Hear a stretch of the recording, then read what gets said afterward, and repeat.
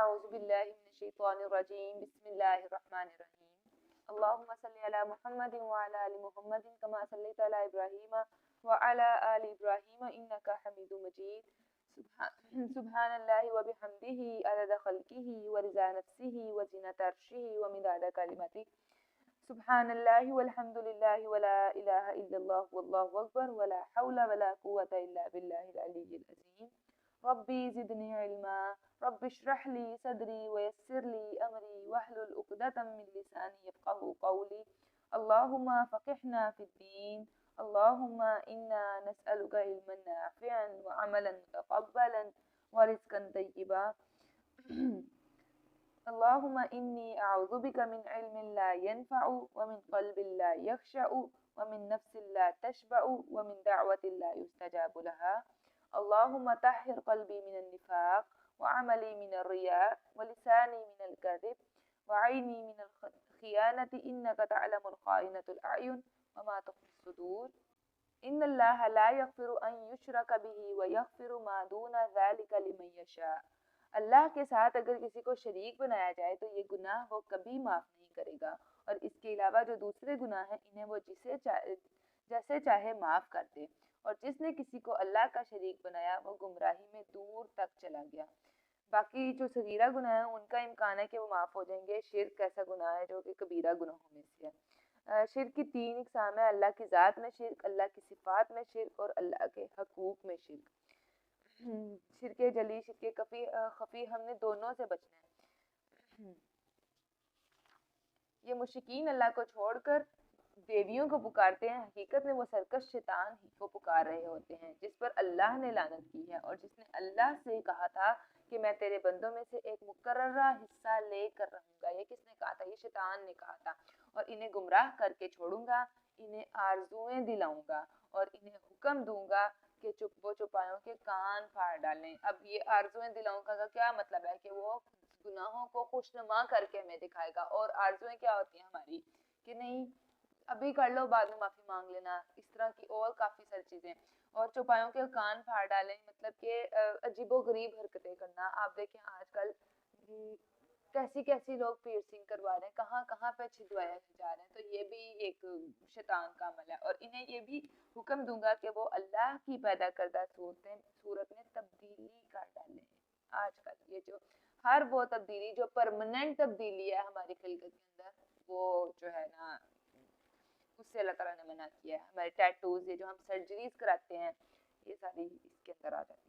آج ہمارے mobile apps دیکھ لیں، ہماری گیمز دیکھ لیں، ہمارے اسنیپ چیٹ کے ذریعے، یہ سارے شیطانی حملے ہیں جو۔ اور دوسرا اس میں مطلب صورتیں بدلنے کا یہ ہے۔ اور دوسرا کیا ہے؟ ہمارے فیشن، عورتوں نے مردوں کا روپ ڈھال لیا ہے اور مردوں نے عورتوں کا۔ آج کل آپ پاکستان میں دیکھیں یہ فتنہ کتنی تیزی سے پھیلا ہے، یہ ٹرانسجینڈر سسٹم والا، کہ آپ کی مرضی ہے، آپ مرد بننا چاہتے ہیں مرد بن جائیں، آپ عورت بننا چاہتے ہیں عورت۔ یہ اللہ کی خلقت میں بہت زیادہ بری تبدیلی ہے، بہت زیادہ بری تبدیلی ہے، فطرت کے خلاف بغاوت ہے۔ اور اس تبدیلی کے اندر ہم جنس پرستی بھی آ جاتی ہے، اس تبدیلی کے اندر فیملی پلاننگز بھی آ جاتی ہیں کہ آپ اپنی مرضی سے فطرت کے الٹ کام۔ اور جس شخص نے اللہ کو چھوڑ کر شیطان کو اپنا سرپرست بنا لیا، اس نے سری نقصان اٹھایا۔ شیطان ان سے وعدہ کرتا اور امیدیں دلاتا ہے، اور جو وعدے بھی شیطان انہیں دیتا ہے وہ فریب کے سوا کچھ نہیں۔ کیا شیطان کیسے وعدے دیتا ہے؟ کرا لو سرجری، بہت پیاری لگو گی۔ ایسے لوگوں کا ٹھکانہ جہنم ہے جس سے نجات کی وہ کوئی صورت نہ پائیں گے۔ اور جو لوگ ایمان لائے اور اچھے عمل کیے تو انہیں ہم ایسے باغات میں داخل کریں گے جن کے نیچے نہریں جاری ہیں، وہ اس میں ہمیشہ رہیں گے۔ اللہ کا وعدہ سچا ہے، اور قول میں اللہ سے بڑھ کر اور کون سچا ہو سکتا ہے۔ نجات کا دار و مدار نہ تمہاری آرزوؤں پر ہے، نہ اہل کتاب کی آرزوؤں پر۔ صرف آرزو کرنے سے نجات نہیں ملے گی، جو بھی برے کام کرے گا اس کی سزا پائے گا، اور اللہ کے سوا کسی کو اپنا حامی و مددگار نہ پائے گا۔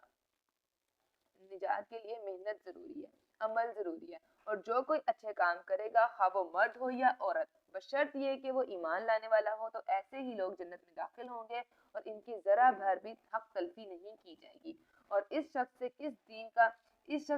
سے کس کا دین بہتر ہو سکتا ہے جس نے اللہ کے سامنے اپنا سر تسلیم خم کر دیا ہو، اور وہ نیکوکار بھی ہو اور یکسو ہو جانے والے ابراہیم کے طریقے کی پیروی کر رہا ہو، اس ابراہیم علیہ السلام کی جسے اللہ نے اپنا مخلص دوست بنا لیا ہے۔ دیکھیں کتنا زیادہ آتا ہے کہ فرما بردار ہو جانا، اللہ کے لیے اپنے آپ کو جھکا دینا ہے۔ مسلم کا مطلب ہی جھکانا ہے، فرما بردار ہونا ہے۔ اور یہاں پہ ہم وہ بھی یاد رکھیں حضرت ابراہیم علیہ السلام کی دعا، انی وجہت وجہی للذی فطر السماوات والارض حنیفا وما انا من المشرکین، کہ حضرت ابراہیم نے کیا کہا تھا کہ میں نے اپنا چہرہ جو ہے وہ اللہ کی طرف موڑ لیا، اس کی طرف موڑ لیا جس نے آسمان اور زمین بنایا، اور میں شرک کرنے والوں میں سے نہیں ہوں۔ جو کچھ آسمانوں اور زمین میں ہے سب اللہ ہی کا ہے، اور اللہ ہر چیز کا احاطہ کیے ہوئے ہے۔ لوگ آپ سے عورتوں کے بارے میں فتویٰ پوچھتے ہیں، آپ ان سے کہیے ان کے بارے میں اللہ تمہیں فتویٰ دیتا ہے، اور اس بارے میں بھی جو یتیم عورتوں سے متعلق اس کتاب میں پہلے سے تمہیں سنائے جا چکے ہیں۔ ابھی ہم پیچھے کتنے سارے فتوے پڑھ چکے ہیں سورہ نساء میں، جس کے مقررہ حقوق تو تم دیتے نہیں، میراث وغیرہ، اور ان سے نکاح کرنے کی رغبت رکھتے ہو، اور ان بچوں کے بارے میں بھی جو ناتواں ہیں۔ یہ ہم نے پڑھا تھا نا کہ زمانے جاہلیت کی رسم تھی کہ وہ یتیم لڑکیوں سے نکاح کر لیتے تھے، نہ ان کو مہر دیتے تھے، نہ ان کو وراثت میں حصہ دیتے تھے، اور اسی طرح جو بڑے بھائی ہوتے تھے وہ سارا وراثت کا مال کھا جاتے تھے، چھوٹوں کو جو ہے وہ جو اصل میں جو یتیم ہوتے تھے ان کو کہتے تھے اب یہ یتیم ہے، ان کو کچھ بھی نہیں دینا، ان کا بھی مال کھا جاتے تھے۔ تو یہ اس حکم کی طرف اشارہ ہے۔ تو اللہ تعالیٰ نے قرآن میں حکم ہر بندے کا اللہ تعالیٰ نے ایک مقرر حصہ کیا ہے۔ نیز اللہ تمہیں یہ بھی ہدایت دیتا ہے کہ یتیموں کے ساتھ انصاف پر قائم رہو، اور جو بھلائی کا کام تم کرو گے اللہ یقیناً اسے خوب جانتا ہے۔ اگر کسی عورت کو اپنے خاوند سے بد سلوکی یا بے رخی کا اندیشہ ہو تو اگر میاں بیوی آپس میں کچھ کمی بیشی کر کے سمجھوتا کر لیں تو دونوں پر کچھ گناہ نہیں، اور صلح بہرحال بہتر ہے۔ دیکھیں اللہ تعالیٰ گھر نہ توڑیں، کوشش کریں کہ کسی طرح جو ہے نا پیچ اپ ہو جائے، دونوں اصلاح پر آمادہ ہو جائیں۔ اس کے لیے یہ جو ہے نا آپس میں کچھ کمی بیشی کر لو، اس کا کیا مطلب ہے کہ تھوڑی سی عورت بھی لینینٹ ہو، تھوڑا مرد بھی لینینٹ ہو، دونوں اپنے کچھ حقوق کام کریں تاکہ صلح کی طرف آمادہ ہو سکیں۔ اور لالچ تو ہر نفس کو لگا ہوا ہے، چھوٹی چھوٹی باتوں کو ایگو نہیں بنانا، اس کی وجہ سے گھر ٹوٹتے ہیں۔ لیکن اگر تم احسان کرو اور اللہ سے ڈرتے رہو تو جو کچھ تم کرو گے اللہ یقیناً اس سے خوب واقف ہے۔ جہاں پہ بھی سوشل ویلیوز، مورل ویلیوز کی ذکر ہوتا ہے وہاں ساتھ ہی آ جاتا ہے اللہ سے ڈرتے رہو۔ جہاں پہ بھی کوئی حکم آتا ہے گھر کے حوالے سے تو فوراً آ جاتا ہے کہ اللہ سے ڈرتے رہو، کیونکہ جب انسان اللہ سے ڈرے گا تو وہ زیادتی سے بچے گا، وہ ظلم نہیں کرے گا، زیادتیاں نہیں کرے گا۔ اگر تم اپنی بیویوں کے درمیان کما حق عدل کرنا چاہو تو بھی ہرگز نہ کر سکو گے، لہٰذا یوں نہ کرنا کہ ایک بیوی کی طرف تو پوری طرح مائل ہو جاؤ اور باقی کو لٹکتا چھوڑ دو۔ یہ ان کے لیے ہے جن کی ایک سے زیادہ بیویاں ہیں۔ تو اللہ تعالیٰ کہہ رہے ہیں تم جو ہے وہ ان کے درمیان کبھی بھی عدل نہیں کر سکتے، لیکن عدل کریں، عدل جو ہے وہ اختیار میں، جتنا اختیار میں اتنا کریں۔ دنیا کی مٹیریلسٹک چیزیں جتنی بھی ہیں سب کو جو ہے وہ انصاف کا ساتھ دونوں کے درمیان کرنا ہے، دو بیویاں دونوں کے درمیان۔ اور آپ سے نے فرمایا جس کی دو بیویاں ہوں اور ان میں سے ایک کی طرف ملان رکھے، یعنی کہ صرف ایک کے ساتھ ہی اچھا ہو دوسری کے ساتھ نہ ہو، تو قیامت کے دن اس حال میں آئے گا کہ اس کا ایک پہلو جھکا ہوا ہوگا۔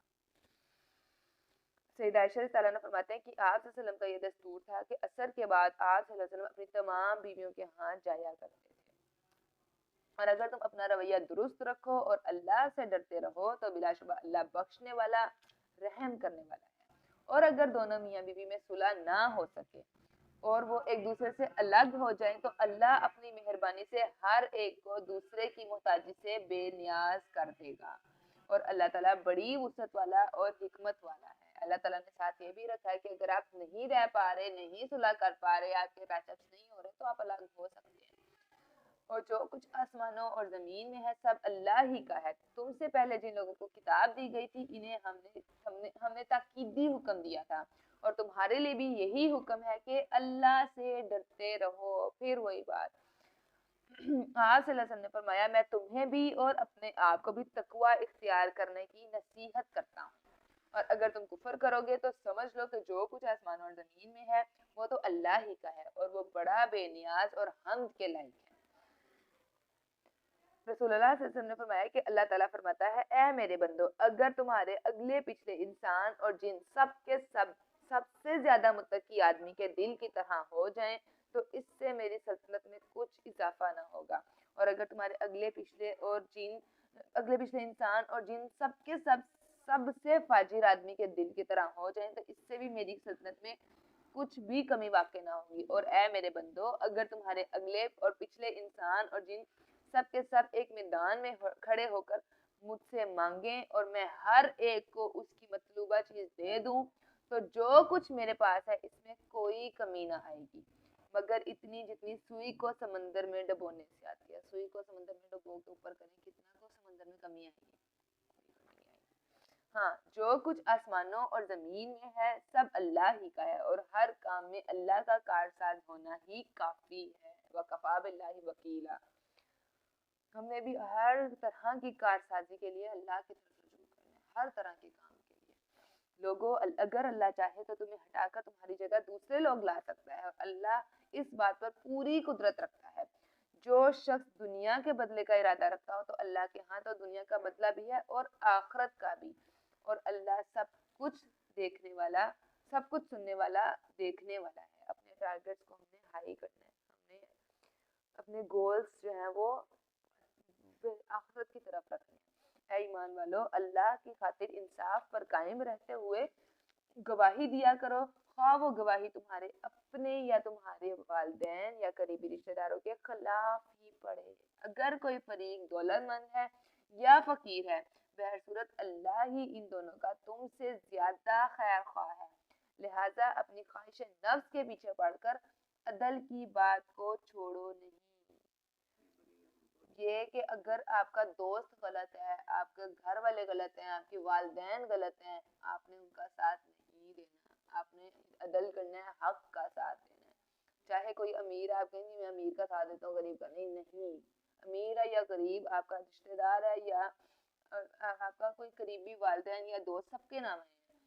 तो हक का साथ देना, अदल का साथ देना, झूठी गवाही कबीरा गुनाह है। हाँ, कि हम कमजोरों का साथ नहीं दे पाते हालांकि कमजोर हक पे होते हैं। तो इस चीज से अपने आप को बचाना है कि हम जो है किसी गलत का साथ दें जिसमें दुनियावी मामलात, खानादारी, बाहमी मामलात और लेन देन, अपने और बेगाने, काफिर और मोमिन, हर एक से इंसाफ करने का हुक्म शामिल है। ये नहीं कि जिस सिर्फ अदालत में गवाही झूठी या गवाही देनी है, हर जगह पे। और अगर और झूठी गवाही देना भी जो है ना वो कबीरा गुनाहों में से गुनाह है। और अगर गोल मोल सी बात करो या सच्ची बात कहने से कतरा जाओ तो जान लो जो कुछ तुम करते हो अल्लाह इससे वाकिफ है। गोल मोल सी बात का क्या मतलब? आप जो अधूरा सच है ना वो मुकम्मल झूठ से भी ज्यादा बुरा है कि आप आधा सच बताओ, गोल मोल बात करो ताकि असल हक पता ही ना चले अगर आपने गोल मोल बात की है तो बात करो या सच्ची बात कहने से कतरा जाओ तो जान लो जो कुछ तुम करते हो अल्लाह इससे वाकिफ है। अल्लाह ताला साथ ही कहते मैं देख रहा हूँ तुम लोग क्या कर रहे हो। अल्लाह ताला को हमारी नीयतें, हमारे दिल के हाल, हर चीज पता है। ऐ ईमान वालों, खलूस से दिल से अल्लाह पर, इसके रसूल पर, इसकी किताब पर ईमान लाओ जो इसने अपने रसूल पर नाजिल की है। देखिए पहले का ईमान वालों को कहा जा रहा है ईमान लाओ, क्या मतलब कि एक है ज़बानी दावा कि आप जी मुसलमान के खाने में हैं, आप बचपन से मुसलमान हैं, लेकिन अब क्या है तस्दीकुम बिल कल्ब, अमल से मोमिन बन के दिखाओ।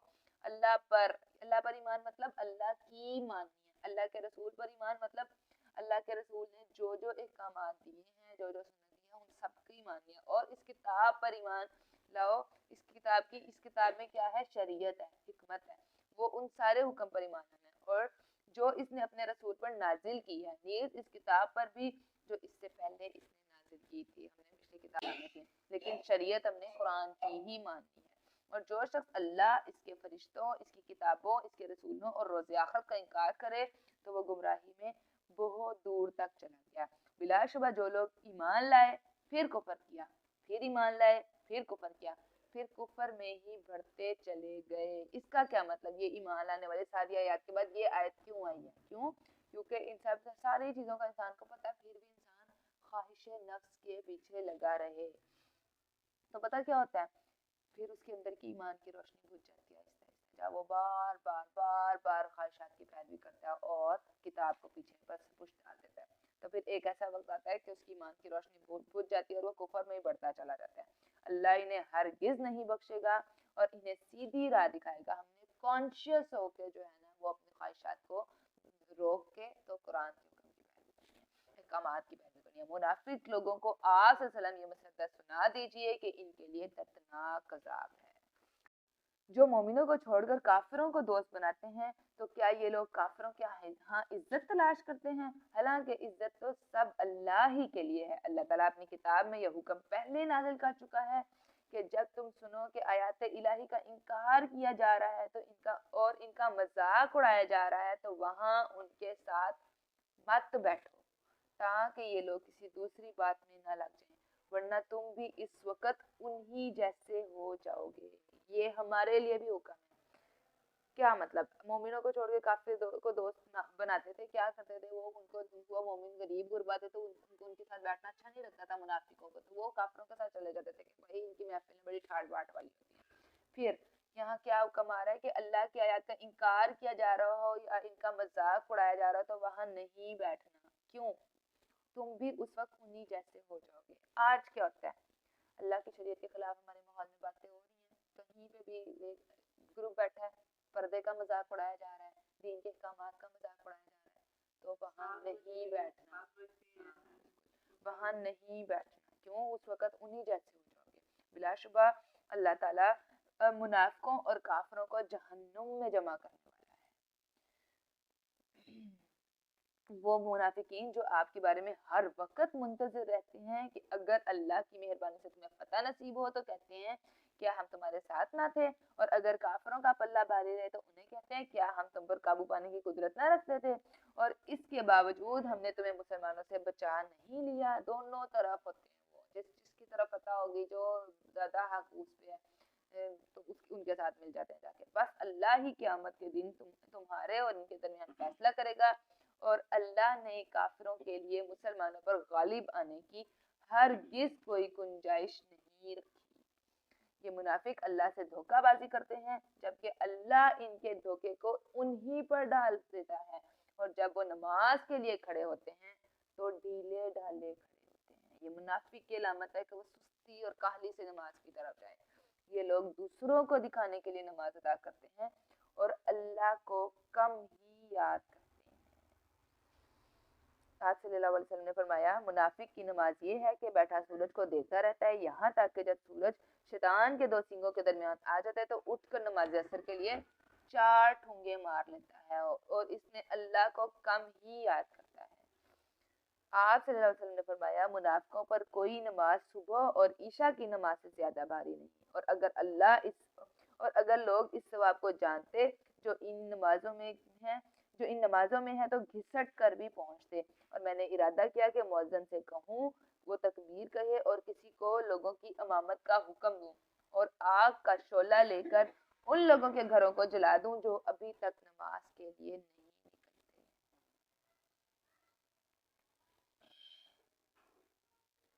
مومن کی نماز کیسی ہونی چاہیے؟ مومن کا رویہ کیسا ہونا چاہیے کہ وہ ذوق و شوق سے پہلے آتے ہیں مسجدوں میں نماز کے لیے پہنچ جاتے ہیں، نماز نہایت اطمینان اور خشوع و خضوع کے ساتھ ادا کرتے ہیں، اور نماز کے بعد بھی کچھ وقت ذکر اذکار میں مشغول رہتے ہیں۔ یہ کفر اور ایمان کے درمیان لٹک رہے ہیں۔ یہ منافقوں کے لیے کہا جا رہا ہے کہ وہ بے چین ہیں، 2 کشتیوں کے مسافر ہیں، نہ ادھر کے ہیں نہ ادھر کے، اور جسے اللہ گمراہ کرے آپ اس کے لیے کوئی راستہ نہ پائیں گے۔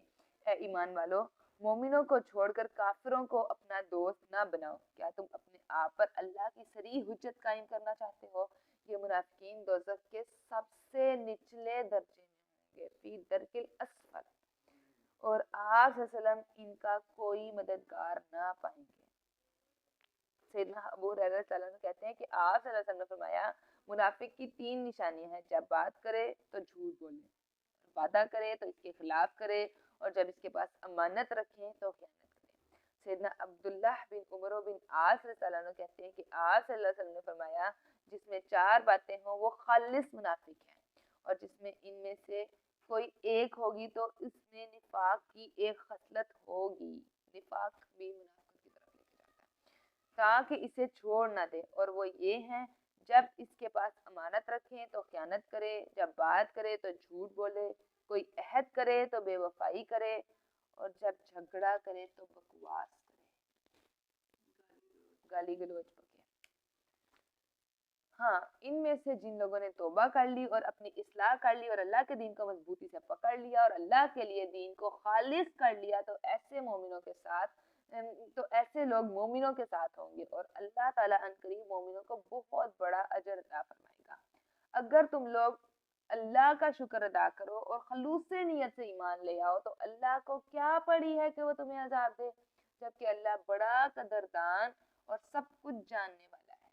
اب شکر کی بھی کیا ہے، 3 درجات ہیں کیسے کرنا ہے، دل سے، زبان سے اور عمل سے۔ اسکالرز کہتے ہیں کہ شکر گزاری کا سب سے آخری درجہ یہ ہے کہ انسان اس حالت میں شکر کرے جب اس سے کوئی چیز لے لی جائے، آخری درجہ یہ شکر کا۔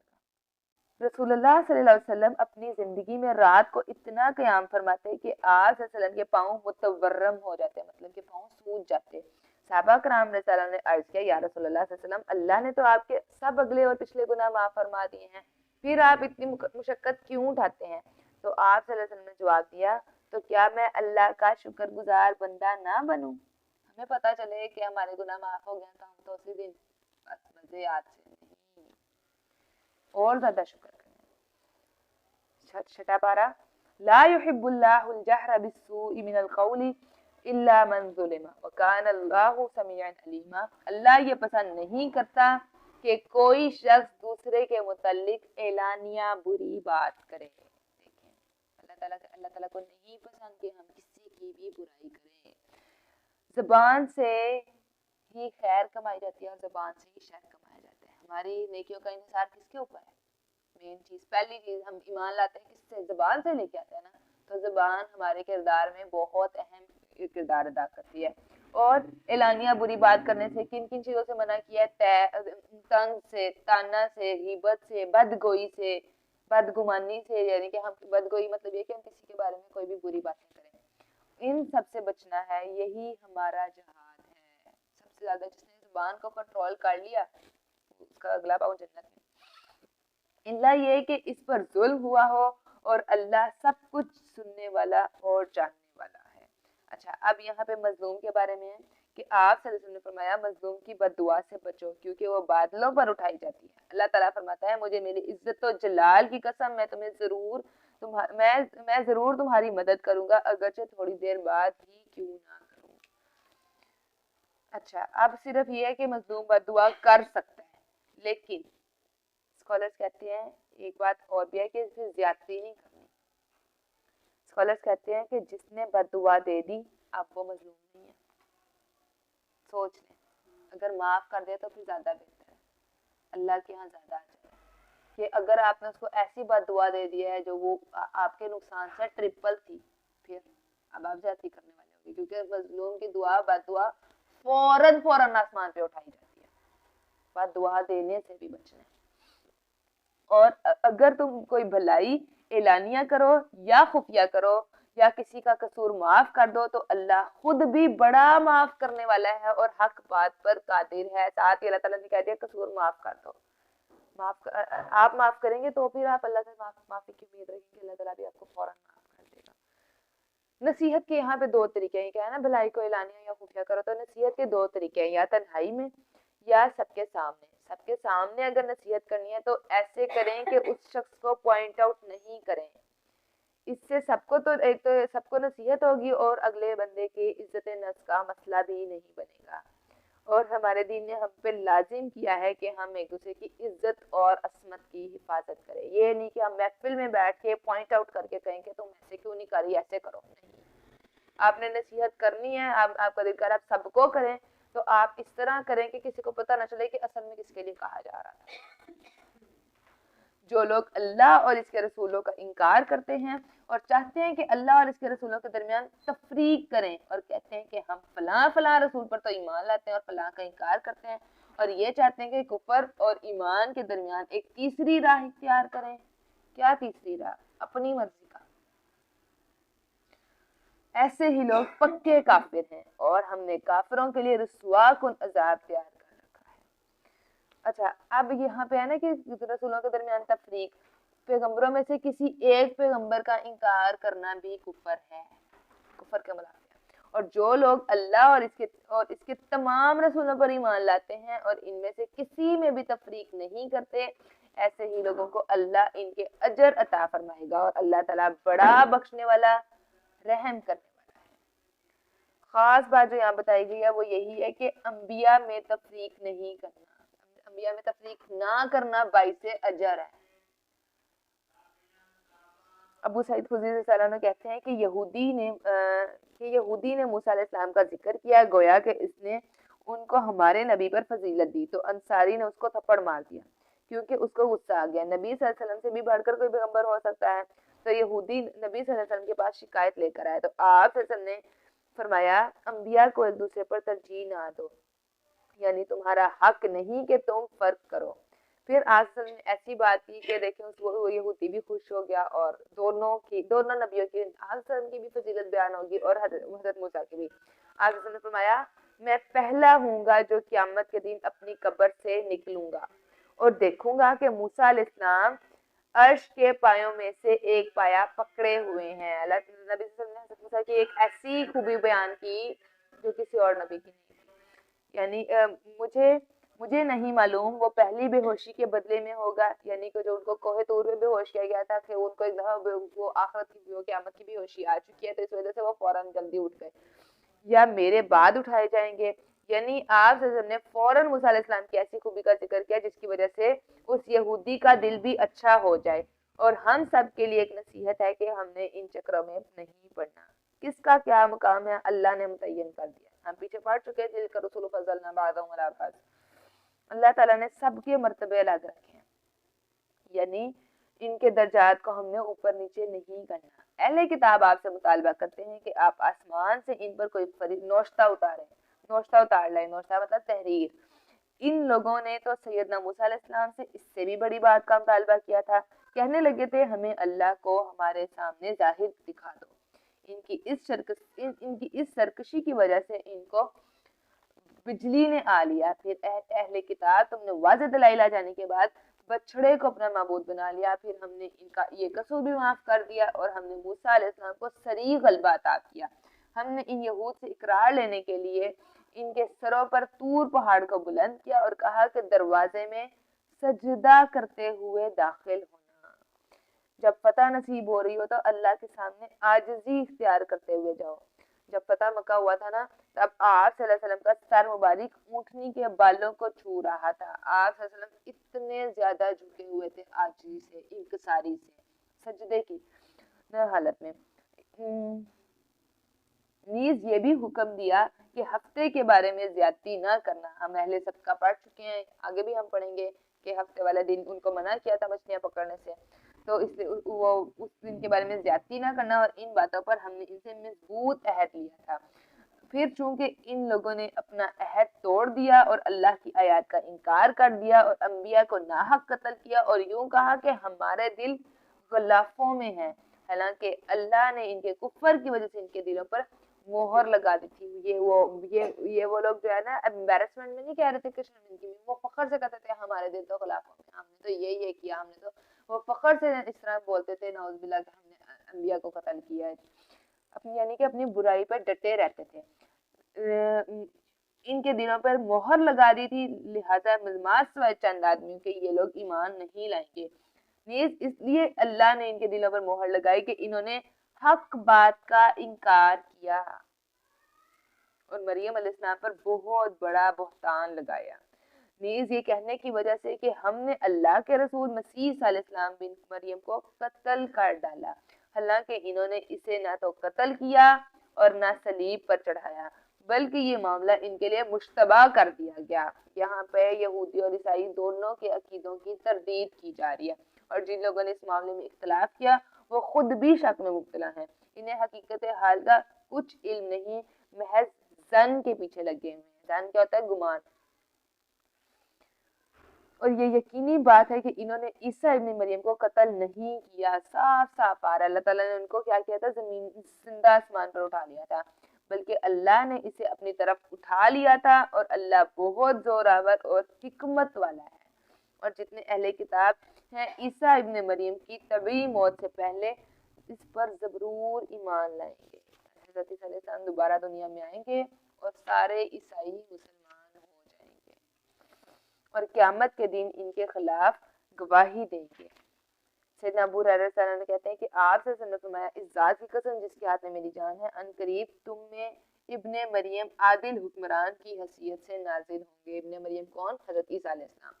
وہ صلیب توڑ ڈالیں گے، جزیہ اٹھائیں گے، اس زمانے میں مال کی اتنی کثرت ہوگی کہ اسے کوئی قبول نہ کرے گا، اور ایک سجدہ ان کے نزدیک دنیا و ما فیہا سے بہتر ہوگا۔ اگر چاہو تو پڑھ لو یہ والی بھی آیت نبی صلی اللہ علیہ وسلم نے پڑھی۔ سیدنا ابو ہریرہ رضی اللہ عنہ کہتے ہیں کہ آپ صلی اللہ علیہ وسلم نے فرمایا، اس وقت تمہارا کیا حال ہوگا جب عیسیٰ بن مریم تم میں نازل ہوں گے اور تمہارا امام تم ہی میں سے ہوگا، یعنی وہ بھی شریعت محمدی کی پیروی کریں گے صلی اللہ علیہ وسلم۔ عبداللہ بن عمر رضی اللہ عنہ کہتے ہیں کہ آپ صلی اللہ علیہ وسلم نے فرمایا، میں رات کو اپنے تعین خواب میں دیکھتا ہوں، جیسے میں کعبہ کے پاس ہوں، میں نے دیکھا کہ ایک خوش شکل آدمی، گندمی رنگ، بال کندھوں تک اور سنہرے تھے، اور سر سے پانی ٹپک رہا تھا۔ وہ اپنے دونوں ہاتھوں کو دو آدمیوں کے کندھوں پر رکھے کعبہ کا طواف کر رہے ہیں۔ میں نے پوچھا یہ کون ہے؟ لوگوں نے کہا یہ مسیح ابن مریم ہے۔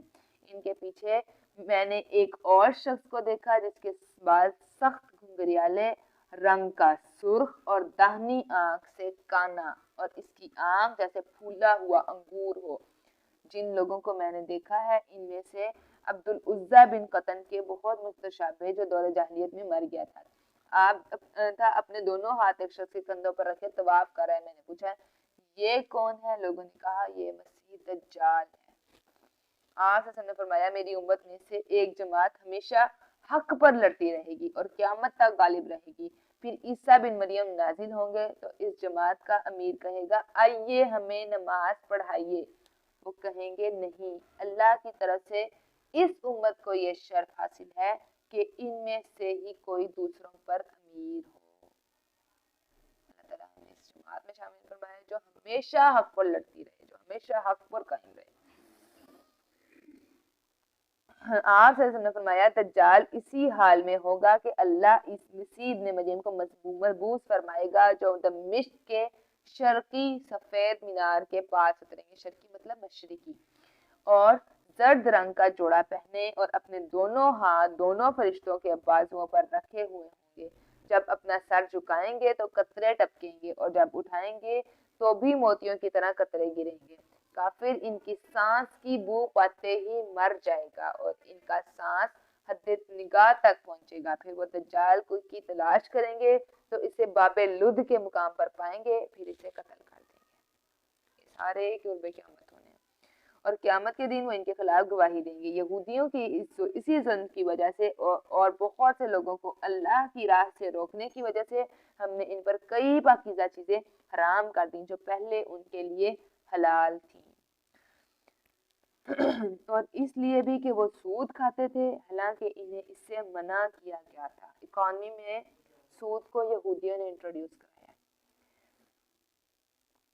اس سے منع کیا گیا تھا۔ نیز وہ لوگوں کے مال ناجائز طریقوں سے کھاتے تھے، اور ایسے کافروں کے لیے ہم نے دکھ دینے والا عذاب تیار کر رکھا ہے۔ لیکن ان میں سے جو علم میں پختہ اور ایماندار ہیں وہ اس وحی پر بھی ایمان لاتے ہیں جو آپ کی طرف نازل کی گئی ہے۔ یہاں کس کی بات ہو رہی ہے؟ حضرت عبداللہ بن سلام کی۔ اور اس پر بھی جو آپ سے پہلے نازل کی گئی تھی، وہ نماز قائم کرتے ہیں، زکوٰۃ ادا کرتے ہیں، اور اللہ اور آخرت کے دن پر ایمان رکھتے ہیں۔ ایسے لوگوں کو ہم بہت بڑا اجر عطا کریں گے۔ پچھلی آیت میں سزا کا بتایا ہے جو اللہ کی حدود کو کراس کرتے ہیں، اور اب جزا کا بتایا جا رہا ہے کہ جو لمٹ میں رہتے ہیں ان کے لیے اللہ تعالیٰ نے بہت زیادہ بڑا اجر تیار کر کے رکھا ہے۔ اے محمد صلی اللہ علیہ وسلم، ہم نے آپ کی طرف اسی طرح وحی کی ہے جیسے نوح اور ان کے بعد آنے والے انبیاء کی طرف کی تھی۔ نیز ہم نے ابراہیم علیہ السلام، اسماعیل علیہ السلام، اسحاق، یعقوب اور اس کی اولاد عیسیٰ، ایوب، یونس، ہارون اور سلیمان علیہ السلام کی طرف وحی کی، اور داؤد علیہ السلام کو زبور عطا کی۔ کچھ رسول تو ایسے ہیں جن کا حال اس سے پہلے ہم آپ کو بتا چکے ہیں، اور کچھ ایسے ہیں جن کا حال آپ سے بیان نہیں کیا۔ اور اللہ تعالیٰ نے موسیٰ سے بول کر کلام کیا۔ مختلف پیغمبروں کی مختلف جو ہے وہ بتائی جا رہی ہیں فضیلتیں کہ موسیٰ علیہ السلام سے اللہ تعالیٰ نے بول کے قیام کیا۔ اور یہاں پہ پیچھے آپ بات کی نا وحی کی، تو وحی کے بارے میں سیدہ عائشہ رضی اللہ عنہا فرماتی ہیں کہ حارث بن ہشام نے آپ صلی اللہ علیہ وسلم سے پوچھا، یا رسول اللہ آپ پر وحی کیسے آتی ہے؟ آپ صلی اللہ علیہ وسلم نے فرمایا، کبھی تو ایسے آتی ہے جیسے گھنٹے کی جھنکار، اور یہ وحی مجھ پر سخت ناگوار ہوتی ہے، پھر جب فرشتے کی کہی ہوئی بات مجھے یاد رہ جاتی ہے تو یہ موقوف ہو جاتی ہے، اور کبھی فرشتہ مرد کی صورت میں میرے پاس آتا ہے، مجھ سے بات کرتا ہے تو میں اس کی کہی ہوئی بات یاد کر لیتا ہوں۔ سیدہ عائشہ رضی اللہ عنہا کہتی ہیں کہ میں نے دیکھا کہ جب سخت سردی کے دن میں آپ صلی اللہ علیہ وسلم پر وحی اتری، پھر جب موقوف ہوتی تو آپ صلی اللہ علیہ وسلم کی پیشانی سے پسینہ پھوٹ نکلتا۔ یہ سب رسول لوگوں کو خوشخبری سنانے والے اور ڈرانے والے تھے، تاکہ ان رسولوں کے آنے کے بعد لوگوں کے لیے اللہ پر کوئی حجت باقی نہ رہے۔ سب کی کامن رسپانسبلٹی کیا تھی؟ خوشخبری دینے والے اور سنانے والے اور ڈرانے والے۔ اور یہاں پہ یہ بات کیوں ہے کہ دیکھیں ان رسولوں کے آنے کے بعد لوگوں کے لیے اللہ پر کوئی حجت باقی نہ رہے۔ کیا مطلب؟ کوئی یہ نہ کہہ سکے کہ ہمیں تو پتہ ہی نہیں چلا۔ آج کے زمانے میں کوئی بہانہ کام نہیں آئے گا کہ جی ہمیں تو پہنچا ہی نہیں، ہمیں تو پتہ ہی نہیں چلا، ہمیں تو کوئی کلاس اٹینڈ ہی نہیں کی۔ اب ہمارے پاس ہر چیز موجود ہے، ہمارے گھروں میں، ہمارے موبائل فونز کے اندر ہے، ہمارے پاس بہانے کی کوئی گنجائش نہیں ہے۔ کچھ لوگ ہوتے ہیں نا، وہ کہتے ہیں نا سننا نہ چاہو، سنو گے تو عمل کرنا پڑے گا۔ زیادہ گناہ ہے کہ آپ نے ایک تو سنا نہیں اور اوپر سے عمل بھی نہیں کیا، اور بعد میں آپ بہانے کر رہے ہیں کہ ہم نے تو سنا ہی نہیں، ہمیں تو پتہ ہی نہیں چلا۔ اور اللہ بڑا زبردست اور حکمت والا ہے، بلکہ اللہ تو یہ گواہی دیتا ہے کہ اس نے جو کچھ آپ کی طرف اتارا ہے اپنے علم کی بنا پر اتارا ہے، اور فرشتے بھی یہی گواہی دیتے ہیں، اگرچہ اللہ کی گواہی ہی بہت کافی ہے۔ پھر جب لوگوں نے اس نازل کردہ وحی کا انکار کیا اور اللہ کی راہ سے لوگوں کو روکا، یقیناً وہ گمراہی میں بہت دور تک نکل گئے۔ بلا شبہ جو لوگ کافر ہوئے اور ظلم کرتے رہے، اللہ انہیں ہرگز نہ بخشے گا اور نہ ہی انہیں جہنم کی راہ کی سوا کوئی دوسری راہ دکھائے گا جس میں وہ ہمیشہ رہیں گے، اور یہ بات اللہ کے لیے بالکل آسان ہے۔ اللہ تعالیٰ نے ظلم کو حرام کیا، یعنی کہ ظلم نہیں کرنا۔ لوگوں، تمہارے پاس تمہارے رب کی طرف سے رسول دین حق لے کر آ چکا ہے۔ دین حق کیا ہے؟ قرآن، حدیث اور سنت۔ لہٰذا تمہارے لیے بہتر یہی ہے کہ تم ایمان لے آؤ، اور اگر کفر کرو گے تو یاد رکھو جو کچھ آسمانوں اور زمین میں ہے سب اللہ ہی کا ہے، اور اللہ تعالیٰ سب کچھ جاننے والا اور حکمت والا ہے۔ اے اہل کتاب، اپنے دین میں غلو نہ کرو اور اللہ کی نسبت وہی کہو جو حق ہے۔ مسیح عیسیٰ ابن مریم صرف اللہ کے رسول اور اس کا کلمہ تھے۔ دین میں غلو کیا ہوتا ہے؟ یعنی کسی چیز کو اس کی اپنی اصل جگہ سے ہٹا کر بہت زیادہ اونچا لے جانا۔ مثلاً پیغمبروں کا جو مقام اللہ تعالیٰ نے طے کیا تھا ہم اسے بڑھا چڑھا دیں۔ ہمارا دین ہمیں کیا کہتا ہے؟ اعتدال کا دین ہے، سبق دیتا ہے۔ غلو کیا ہوتا ہے؟ بڑھا دینا، اور تفرید کیا ہوتا ہے؟ کم کر دینا۔ اب نصارہ نے کیا کیا تھا؟ نعوذ باللہ عیسیٰ علیہ السلام کو اللہ تعالیٰ کا بیٹا قرار دیا تھا۔ یہ کیا ہے؟ دین میں غلو۔ آج ہم نے کتنے دین میں غلو کیے ہیں؟ نبیوں کو ان کے درجوں سے بڑھانا۔ غلو کیا ہے؟ غلو سے کیا ہوتا ہے؟ بدعت، اور غلو اصل میں کیا ہے؟ بدعت اور شرک کی جڑ ہے، جسے اللہ نے مریم کی طرف بھیجا تھا اور وہ اس کی طرف سے ایک روح تھے۔ سو تم اللہ اور اس کے رسول پر ایمان لاؤ، اور یہ نہ کہو کہ خدا تین ہے۔ یہ عیسائیوں کے یہاں پہ عقیدے کی تردید ہو رہی ہے۔ وہ کیسے کہتے تھے تین ہے؟ کہ ایک اللہ، ایک حضرت مریم، نعوذ باللہ، اور ایک حضرت عیسیٰ۔ تو پیچھے ہے دین میں غلو نہ کرو، تو ہمارا دین ہمیں کیا سکھاتا ہے؟ میانہ روی کا دین۔ نہ ہم نے پیغمبروں کی فضیلتوں کو حد سے بڑھانا ہے، نہ حد سے گھٹانا ہے، جو جیسے اللہ تعالیٰ نے طے کیا ویسے رکھنا ہے۔ اس بات سے باز آ جاؤ، یہی تمہارے لیے بہتر ہے۔ صرف اللہ اکیلا ہی الہ ہے، اور وہ اس بات سے پاک ہے کہ اس کی کوئی اولاد ہو۔ جو کچھ آسمانوں اور زمین میں ہے سب اسی کا ہے، اور اللہ اکیلا ہی کائنات کا نظام چلانے کے لیے کافی ہے۔ مسیح علیہ السلام اس بات میں آر نہیں سمجھتا کہ وہ اللہ کا بندہ ہو کر رہے اور نہ ہی مقرب فرشتے آر سمجھتے ہیں، اور جو شخص اس کی بندگی میں آر سمجھے اور تکبر کرے تو اللہ ان سب کو عنقریب اپنے ہاں اکٹھا کرے گا۔ اچھا، یہ بندگی میں آر سمجھنے کا کیا مطلب ہے؟ ہمیں دین کے احکام پسند ہی نہ ہے، ہمیں دین پہ چلنا برا لگے، ہمیں لگے کہ سارا معاشرہ تو اتنے فیشن کر رہا ہے، اتنا کول بنا ہوا ہے، ہم کیوں پردہ کر رہے ہیں، ہم کیوں دین پہ چل رہے ہیں، تو ہمیں اندر سے گھٹن نہ محسوس ہو۔ اس کو کہتے ہیں بندگی میں آر۔ اللہ تعالیٰ کو بندگی میں آر بالکل نہیں پسند، ساتھ اللہ تعالیٰ کا اور تکبر کرے۔ اس کا کیا مطلب ہے بندگی میں آر؟ کہ آپ نے اللہ تعالیٰ کو وہ مقام ہی نہیں دیا جو اس کا تھا، جو اللہ نے کام دیا آپ نے اس پہ عمل ہی نہیں کیا اور تکبر کرے، اور تو اللہ ان سب کو عنقریب اپنے ہاں اکٹھا کرے گا۔ پھر جو لوگ ایمان لائے اور نیک عمل کرتے رہے انہیں ان کے پورے اجر دے گا اور اپنے فضل سے زیادہ بھی دے گا، مگر جن لوگوں نے اللہ کی بندگی کو آر سمجھا اور اکڑے رہے۔ یہ بھی دیکھیں مشرکین مکہ کیا کرتے تھے، وہ اللہ کی بندگی کو آر سمجھتے تھے اور اکڑتے تھے۔ ہم نے دیکھنا ہے ہم کہاں پہ ہیں، ہم تو نہیں اللہ کی بندگی کو آر سمجھ رہے، تو انہیں وہ دکھ دینے والا عذاب دے گا اور وہ اپنے لیے اللہ کے سوا کسی کو بھی حامی اور مددگار نہ پائیں گے۔ لوگوں، تمہارے پاس تمہارے رب کی طرف سے واضح دلیل آ چکی ہے اور ہم نے تمہاری طرف صاف صاف راہ دکھانے والا نور قرآن کریم نازل کیا ہے۔ اب دو طرح کا نور ہوتا ہے، ایک ماحول کا نور، ایک دل کا نور۔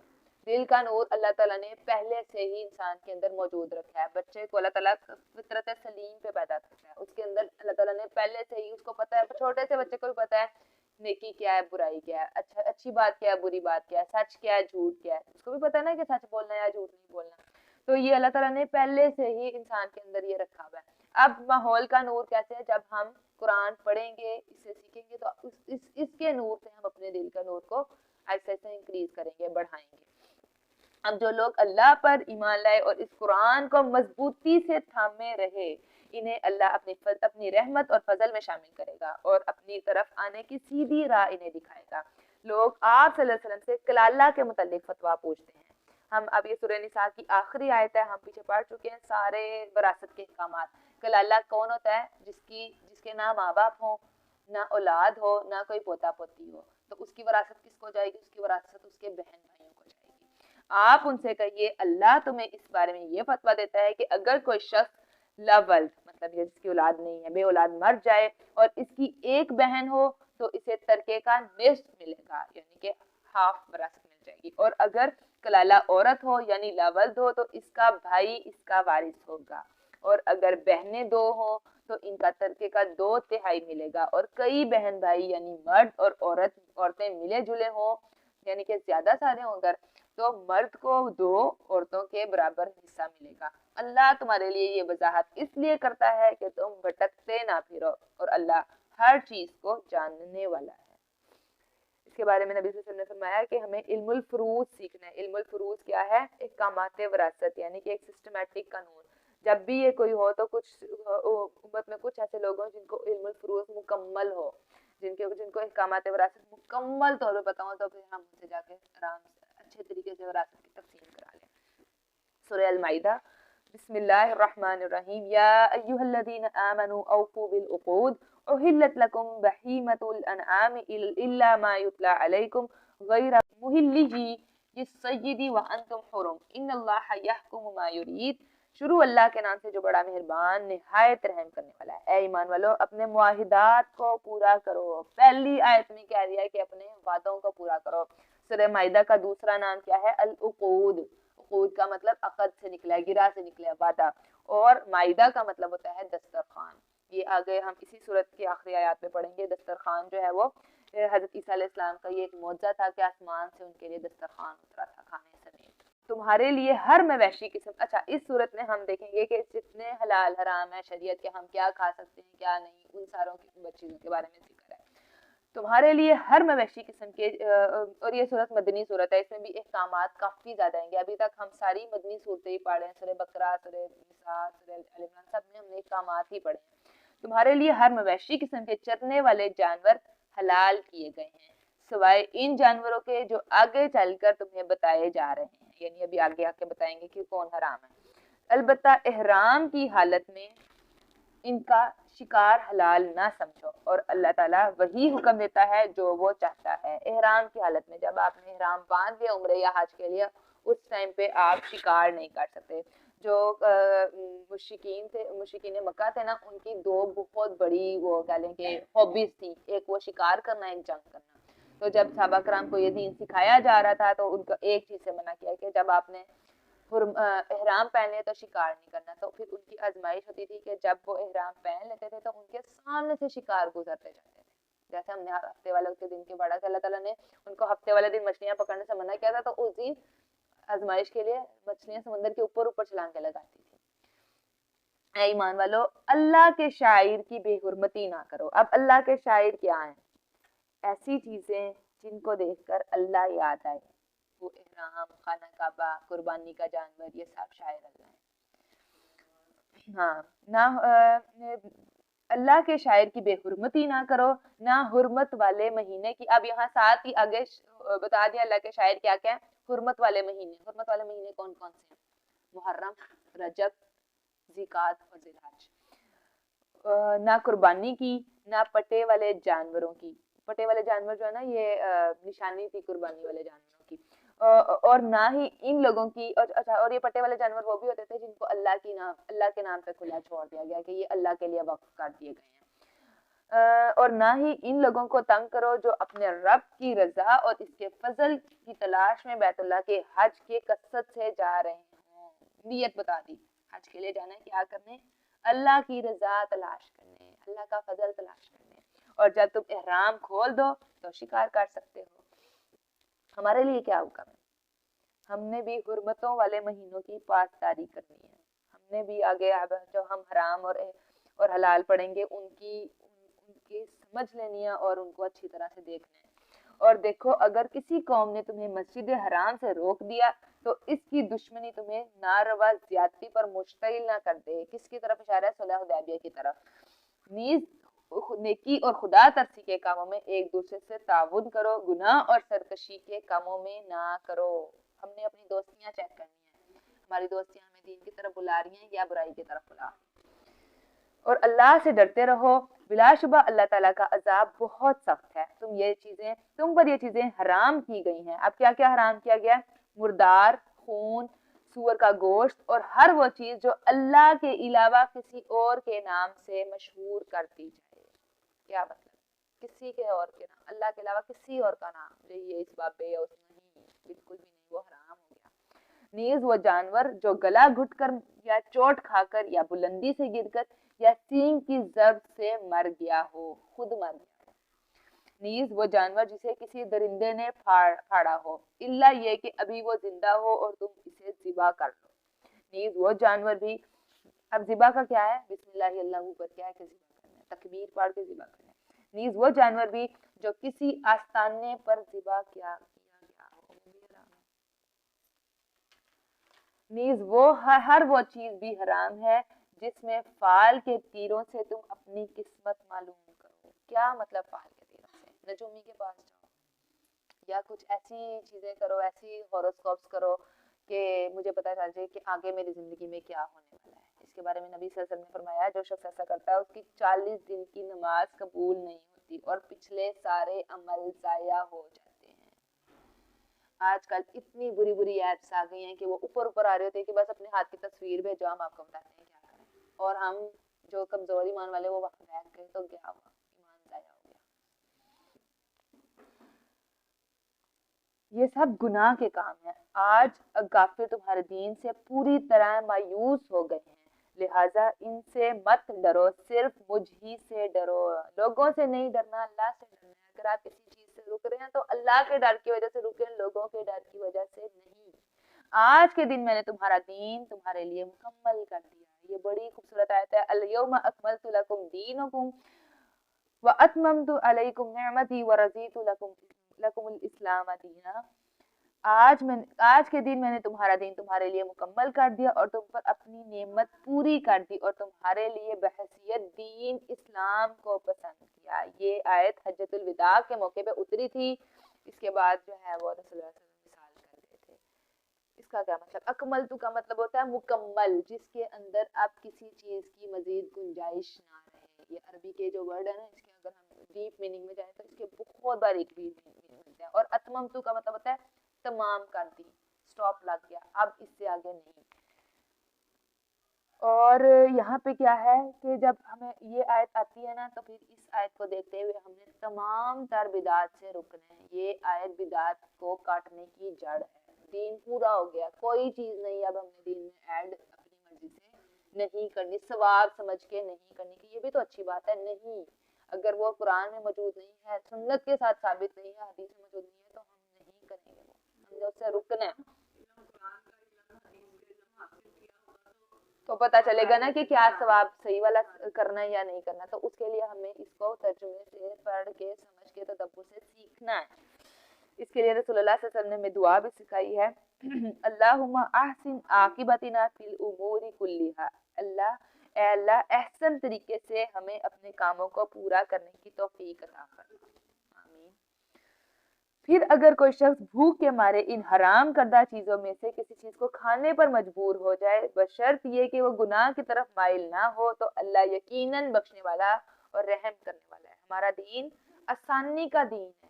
ہمارا دین دیکھیں کہ اللہ تعالیٰ نے کہا کہ مردار کھا سکتے ہو اگر آپ بالکل مرنے کے قریب ہو، لیکن صرف اتنا کھانا ہے کہ بس جان بچ جائے، گناہ پہ مرتکب نہ ہو.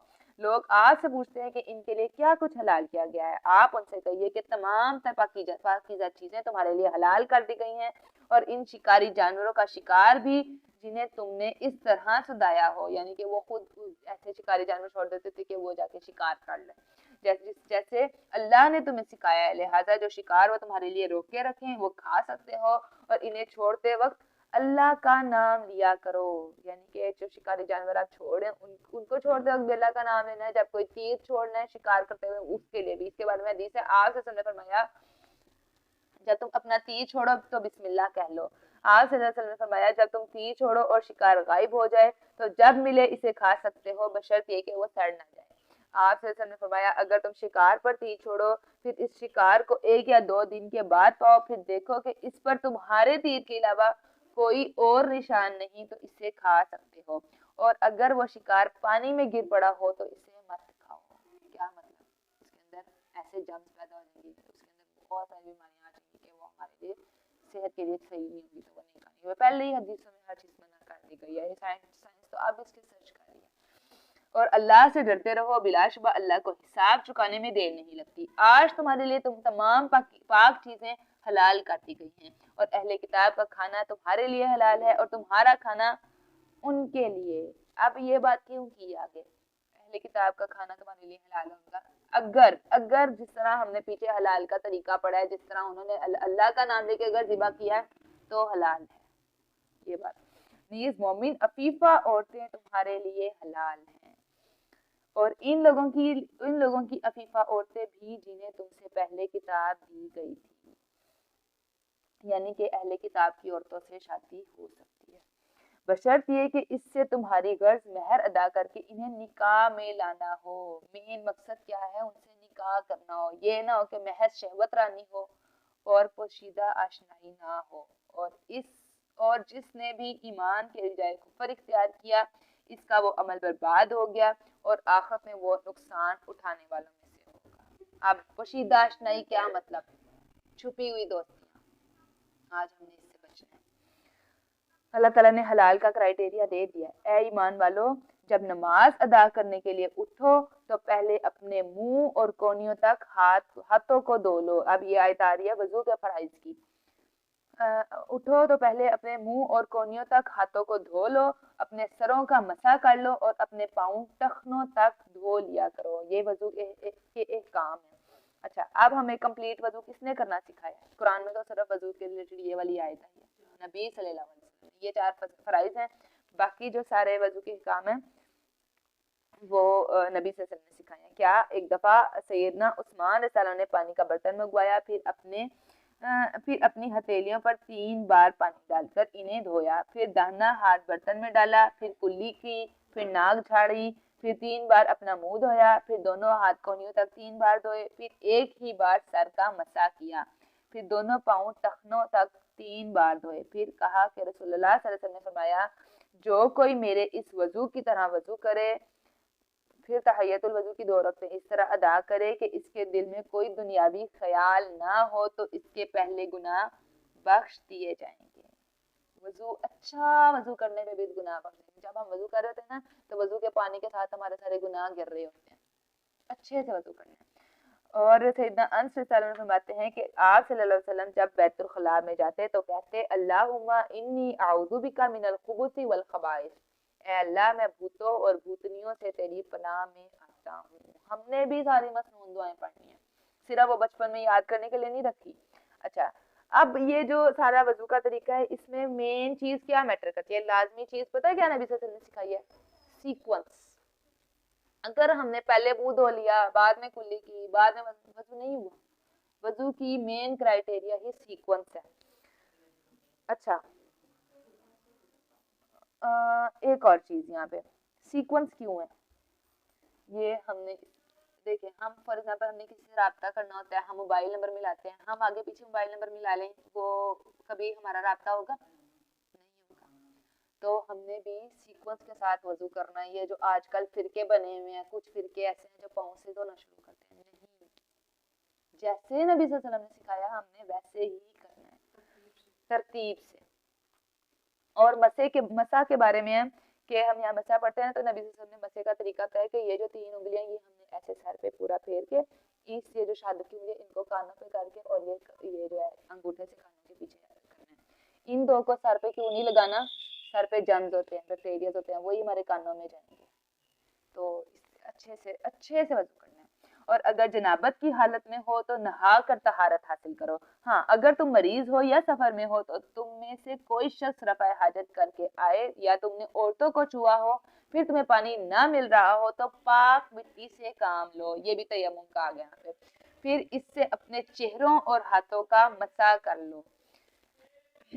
अल्लाह तुम पर जिंदगी को तंग नहीं करता। दीन क्या है? आसानी का दीन है। और चाहता तंग नहीं करना चाहता, बल्कि वो तो ये चाहता है कि तुम्हें पाक करे और तुम पर अपनी नेमत पूरी करे, ताकि तुम इसके शुक्रगुजार बन जाओ। वजू के बारे में एक दो हदीस और देख लेते हैं। सैयदना उमर रज़ियल्लाहु कहते हैं कि एक शख्स ने वजू किया और अपने कदम पर नाखून भर जगह खुश्क छोड़ दी। आप सल्लल्लाहु अलैहि वसल्लम ने देखा तो इसे फरमाया, वापस जाओ और अच्छी तरह वजू करो। चुनाचे वो शख्स वापस हुआ, फिर वजू करके नमाज पढ़ी। अब्दुल्ला बिन उमर रज़ियल्लाहु कहते हैं कि हम एक सफर में नबी अकरम सल्लल्लाहु अलैहि वसल्लम से पीछे रह गए। आप सल्लल्लाहु अलैहि वसल्लम ने हमें इस हाल में पाया कि नमाज का वक्त हो गया और हम वजू कर रहे थे और अपने पाँव पर मसा कर रहे थे, तो आप सल्लल्लाहु अलैहि वसल्लम ने 3 मरतबा बुलंद आवाज से पुकारा, वैलुन लिल मिनन्नार, यानी इन खुश्क एड़ियों के लिए बर्बादी है। वजू का कोई भी हिस्सा खुश्क नहीं छोड़ना, अच्छे तरीके से वजू करना। हम जल्दी जल्दी वजू करते हैं, पूरे यहाँ तक कोनी तक पानी नहीं जाता, अच्छे से करना है हमने। और ये है कि मौजों के ऊपर मसा हो सकता है, इसके बारे में भी है कि रसूलुल्लाह सल्लल्लाहु अलैहि वसल्लम के साथ जो है ना, उर्वा बिन मुगीरा अपने बाप से रिवायत करते हैं कि मैं एक सफर यानी ग़ज़वा तबूक में रसूलुल्लाह सल्लल्लाहु अलैहि वसल्लम के साथ था। आप सल्लल्लाहु अलैहि वसल्लम वजू कर रहे थे, मैं झुका आप सल्लल्लाहु अलैहि वसल्लम के मोजे उतार दूं।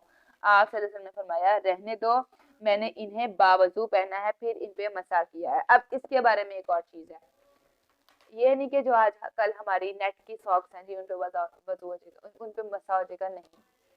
जो एक है कि लेदर की सॉक्स हो या फिर मोटी सॉक्स हो, और ऐसा, और इसके बारे में भी जो शरीयत हमें हुक्म देती है, जो हम फिक़ह से पढ़ते हैं, वो क्या है कि हमारे टखने अगर ढके हुए हैं जराबों से, पूरे टखनों से ऊपर तक हमारी जराब है, तो वजू कर सकते हैं। अगर हमारा एक दफा भी टखना नंगा हो गया है तो फिर हमने मसा नहीं करना, फिर हमने पूरा मोजा उतार के वजू करना है। ठीक है, आगे चलते हैं।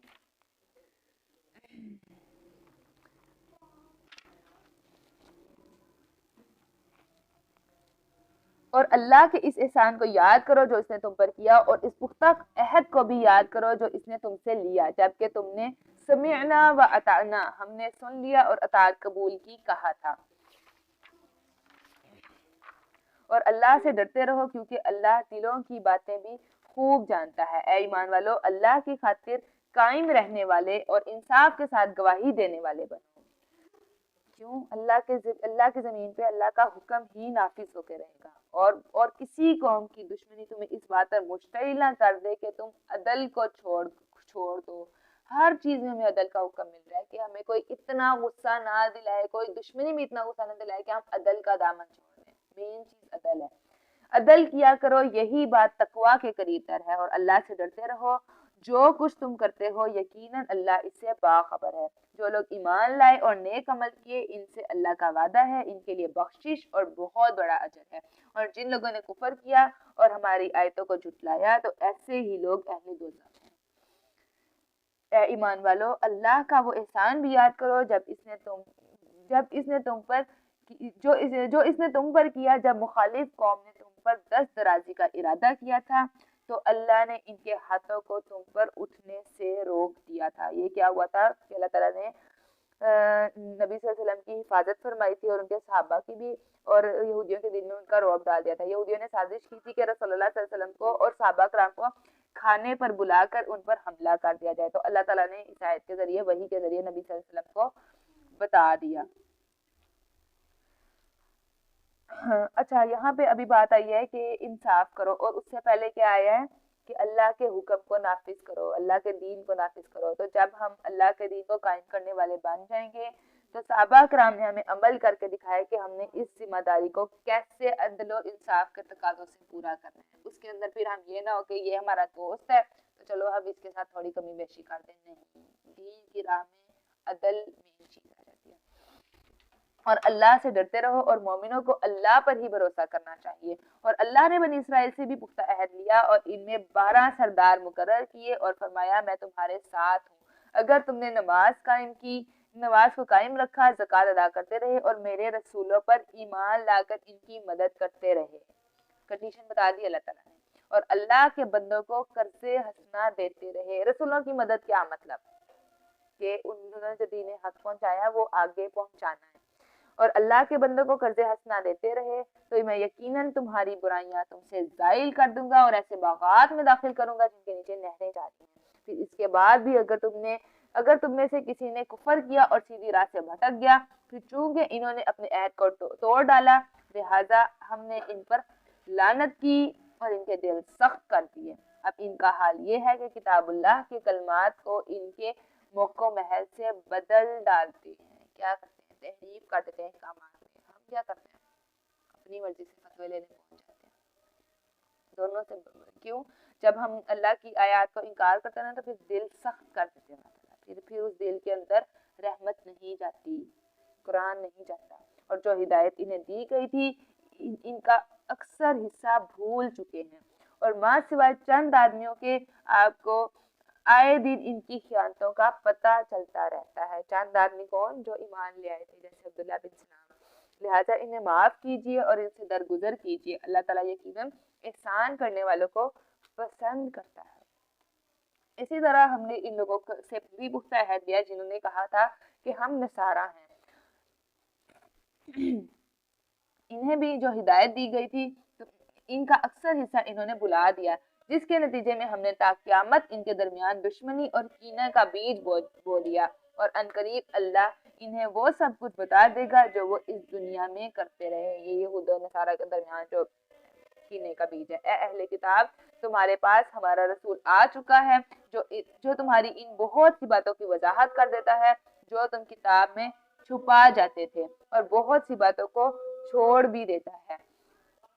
ہم قد جاءکم من اللہ نور و کتاب مبین، اب تمہارے پاس اللہ کی طرف سے روشنی اور ایسی واضح کتاب آ چکی ہے جس کے ذریعے اللہ تعالیٰ ان لوگوں کو سلامتی کی راہیں دکھاتا ہے جو اس کی رضا کے پیچھے چلتے ہیں۔ کون سی کتاب؟ قرآن مجید۔ اور انہیں اپنے اذن سے اندھیروں سے نکال کر روشنی کی طرف لے جاتا ہے اور سیدھی راہ کی طرف ان کی رہنمائی کرتا ہے۔ ہم نے پہلی سورۃ فاتح میں کیا مانگا تھا؟ اہدنا الصراط المستقیم۔ اللہ تعالیٰ نے بتا دیا ہے، آگے کتنی بار آگے کہ قرآن کو ہم نے روشن، نور، اندھیروں سے نکالنے والی کتاب بنایا۔ یقیناً وہ لوگ کافر ہیں جنہوں نے کہا کہ مسیح ابن مریم ہی اللہ ہے۔ پھر عیسائیوں کے عقیدے کی تردید ہو رہی ہے۔ आप सल्लल्लाहु अलैहि वसल्लम इनसे पूछिए कि अगर अल्लाह ताला मसीह इब्न मरियम को और इसकी वालदा को और जो कुछ भी ज़मीन में है इन सबको हलाक कर देना चाहे तो किसकी मजाल है कि वो अल्लाह को इसके इरादे से रोक सके।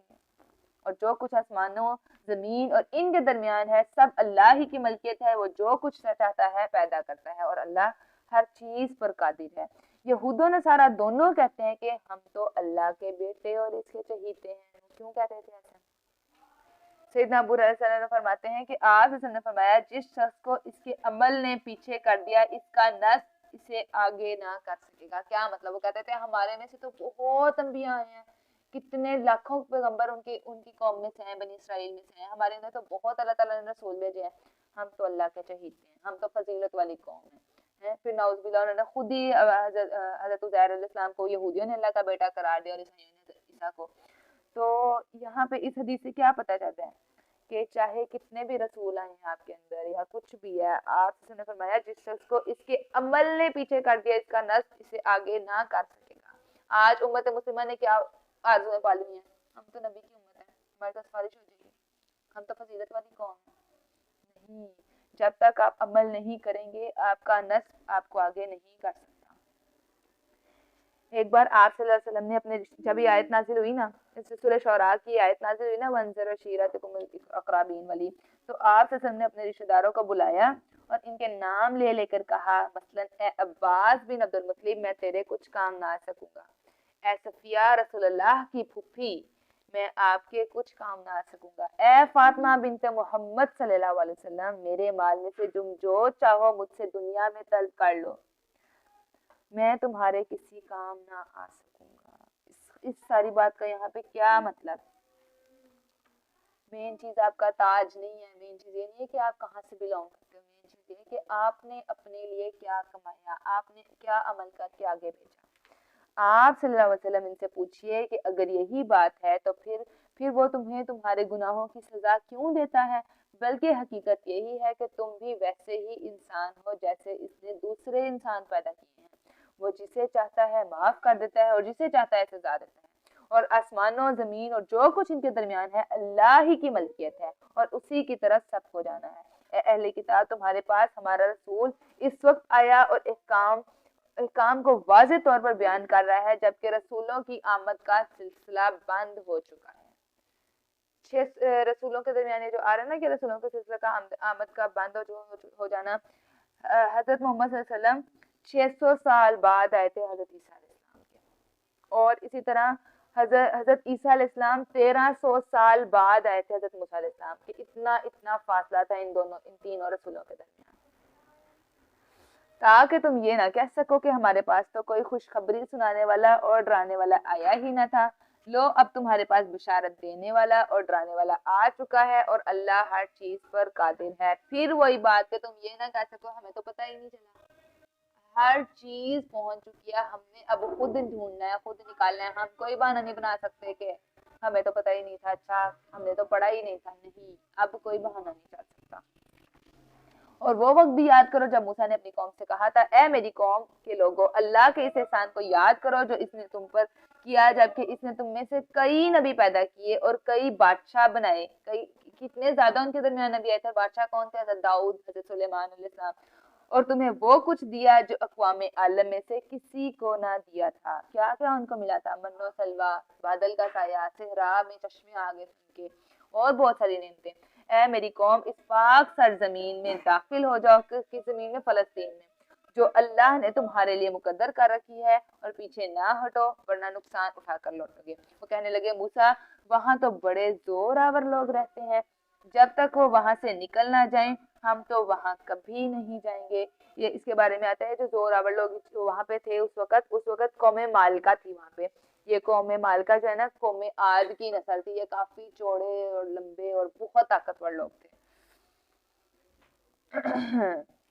हाँ, अगर वो निकल जाएं तो हम दाखिल होने को तैयार हैं। और जो लोग अल्लाह से डरते थे इनमें से 2 आदमियों ने जिनको अल्लाह ने अपनी नेमत से नवाजा था, कहा इन जब्बारों के मुकाबले के लिए दरवाजे में दाखिल हो जाओ, तो जब तुम इसमें से दाखिल होगे तो फिर तुम ही गालिब रहोगे, और अगर ईमान लाते हो तो अल्लाह पर भरोसा करो। कौम के लोग कहने लगे, ए मूसा जब तक वो जब्बार लोग वहाँ मौजूद हैं हम तो कभी भी दाखिल ना होंगे। ये रवैया देखें, मुसलमानों का भी यही रवैया है। क्या रवैया है? हम मुसलमान एफर्ट करने के लिए तैयार ही नहीं है। हम कहते हैं माशरा ही ऐसा है, लोग ही ऐसे हैं, सिस्टम ही ऐसा है, सूद का निज़ाम है, हम तो बच ही नहीं सकते।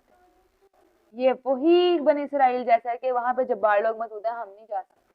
आज हमने अपने बहाने तलाश करने हैं कि हम किन किन चीज़ों के पीछे लग के अमल से रुक जाते हैं। हम क्यों एफर्ट नहीं करते? हमने कहाँ कहाँ अपनी एफर्ट्स लगानी है। लिहाजा तुम और तुम्हारा रब दोनों जाओ और उनसे जंग करो, हम तो यहीं बैठते हैं। हमारा क्या रवैया है? सिस्टम ठीक हो जाएगा ना, हम भी ठीक हो जाएंगे। हमने शुरू करना है सिस्टम को ठीक करना। मूसा ने कहा, ए मेरे रब, मेरा इख्तियार तो सिर्फ अपने आप और अपने भाई पर है। कौन भाई? हजरत हारून अलैहिस्सलाम पर है, लिहाजा हमारे और नाफरमान लोगों के दरमियान जुदाई डाल दे। अल्लाह ताला ने फरमाया, अब वो जमीन उन पर 40 बरस के लिए हराम कर दी गई है। इतनी मुद्दत ये लोग जमीन में मारे मारे फिरेंगे, लिहाजा ऐसे नाफरमान लोगों की हालत पर गम ना करना। प्लीज आप इन अहले किताब को, ये अब उनको सजा मिली थी एफर्ट ना करने की कि वो 40 साल भटकते रहे, उनको अपनी सरजमीन वापस नहीं मिली। हमने अपनी एफर्ट्स को अल्लाह के लिए लगाना है। प्लीज आप इन अहले किताब को आदम के 2 बेटों का सच्चा वाकया सुनाइए जो इन दोनों ने अल्लाह के हजूर कुर्बानी पेश की, तो इनमें से एक की कुर्बानी तो कबूल होगी और दूसरे की ना हुई। यहाँ पे किसका जिक्र है? हाबील और काबील का। जब उनके दरमियान किसी बात पे झगड़ा हुआ था तो हज़रत आदम अलैहिस्सलाम ने उनको कहा था कि दोनों कुर्बानी पेश करो। उस जमाने में ऐसा होता था कि जब कुर्बानी की जाती थी तो कुर्बानी को पहाड़ पे या किसी ऊंची जगह पे रख दिया जाता था, फिर आसमान से आग आती थी और उस कुर्बानी को खा जाती या जला देती थी। तो इसका मतलब था कि ये वाली कुर्बानी कबूल हो गई है। तो जिसपे आग नहीं आती थी वो कुर्बानी कबूल नहीं होती थी। अल्लाह ताला ने उम्मत मुस्लिमा के लिए कुर्बानी को हलाल किया है कि हमारे लिए आग नहीं आती और आके हमारी कुर्बानी को नहीं खाती। दूसरे ने पहले से कहा, मैं जरूर तुम्हें मार दूंगा। पहले ने जवाब दिया, इसमें मेरा क्या कसूर? अल्लाह तो सिर्फ परहेजगारों की कुर्बानी कबूल करता है। जब दूसरे ने देखा कि हाबील की कुर्बानी कबूल हो गया तो काबिल ने कहा, मैं इसको मार दूंगा। यहाँ से एक और चीज भी पता चलती है, हसद इंसान को बड़े बड़े गुनाहों की तरफ ले जाता है, दूर गुमराही की तरफ ले जाता है। बड़ा गुनाह क्या है? कत्ल तक ले जाता है। हसद से बचना। अगर तू मुझे मार डालने के लिए मेरी तरफ अपना हाथ बढ़ाएगा तो भी मैं तुझे कत्ल करने के लिए अपना हाथ नहीं बढ़ाऊंगा। मैं तो रब्बुल आलमीन से डरता हूँ। मैं चाहता हूँ कि तू मेरा और अपना गुनाह सब कुछ समेट ले और अहले दोज़ख में से हो जाए, और जालिम लोगों की यही सजा है। बिल आखिर दूसरे को इसके नफ्स ने अपने भाई के कत्ल पर आमादा कर ही लिया, चुनाचे इसे मार डाला और नुकसान उठाने वालों में से हो गया। उसने क्यों मारा था? हसद की वजह से कि उसकी कुर्बानी कबूल हो गई है, मेरी नहीं। इंसान की यहाँ पे बेबसी का आलम देखिए ना। और इसके बारे में क्या हदीस है कि नाहक कत्ल करने वाले की सजा सिर्फ यही नहीं होती कि इसका जुर्म के इवज से जहन्नम में डाल दिया जाएगा, बल्कि इसके साथ मकतूल के गुनाह भी उसके खाते में डाल दिए जाते हैं। ये दुनिया का पहला कत्ल है। क़यामत तक जितने कत्ल होंगे उसका गुनाह उस कत्ल को भी जाएगा जो पहला कत्ल हुआ था। हमने बुराई ट्रेंडर नहीं बनना, बुराई सेटर नहीं बनना कि जी हम बुराई शुरू कर रहे हैं और फिर हमारे पीछे लोग करते रहे ताकि वो शर्रुल बरिया बनता जाए, हमारे गुनाहों पे गुनाह, गुनाहों पे गुनाह। आप सल्लल्लाहु अलैहि वसल्लम ने फरमाया, कातिल अपने और तेरे गुनाह समेट कर अल्लाह के पास आएगा और वो जहन्नमी है। मकतूल का कोई गुनाह नहीं, मकतूल पर फिर कोई गुनाह नहीं होता, मकतूल के सारे गुनाह कातिल के हिस्से में चले जाएंगे। सैयदना अब्दुल्ला बिन मसूद रज़ियल्लाहु अन्हु कहते हैं, आप सल्लल्लाहु अलैहि वसल्लम ने फरमाया, जो शख्स भी मजलूम कत्ल होता है तो इसके खून का गुनाह आदम के पहले बेटे पर लाद दिया जाता है, क्योंकि वही पहला शख्स है जिसने कत्ल को जारी किया। सैयदना अनस रज़ियल्लाहु अन्हु कहते हैं कि आप सल्लल्लाहु अलैहि वसल्लम ने फरमाया, अपने भाई की मदद करो, खा वो जालिम हो या मजलूम। साहबा ने क्या, मजलूम की मदद तो ठीक है मगर जालिम की मदद कैसे? फरमाया, जुल्म से इसका हाथ पकड़ कर। ये मदद है ना कि हम किसी को बुराई से रोकें। सैयदना जरीर क्या फरमाते हैं कि हज्जतुल विदा के मौके पर आप सल्लल्लाहु अलैहि वसल्लम ने मुझे फरमाया, लोगों को चुप कराओ। मैंने चुप करा दिया तो आप सल्लल्लाहु अलैहि वसल्लम ने फरमाया, लोगों मेरे बाद एक दूसरे की गर्दनें मारकर काफिर ना बन जाना। फिर अल्लाह ने एक कौवा भेजा जो जमीन को कुरेद रहा था ताकि इस कातिल को दिखाए कि वो अपनी भाई की लाश कैसे छुपा सकता है। कौवे को देखकर वो कहने लगा, افسوس میں تو اس کوے سے بھی گیا گزرا ہوں کہ اپنی بھائی کی لاش کو چھپا سکتا۔ ازاں بعد وہ اپنے کیے پر بہت نادم ہوا۔ بے بسی کا عالم دیکھیں کہ انسان نے کس سے سیکھا؟ جانور سے۔ اسی وجہ سے ہم نے بنی اسرائیل کے لیے تورات میں لکھ دیا تھا، جس شخص نے کسی دوسرے کو علاوہ جان کے بدلے یا زمین میں فساد برپا کرنے کی غرض سے قتل کیا تو اس نے گویا سب لوگوں کو ہی مار ڈالا، اور جس نے کسی کو قتل ناحق سے بچا لیا تو وہ گویا سب لوگوں کی زندگیوں کا موجب ہوا۔ احترام جان کی آیت ہے۔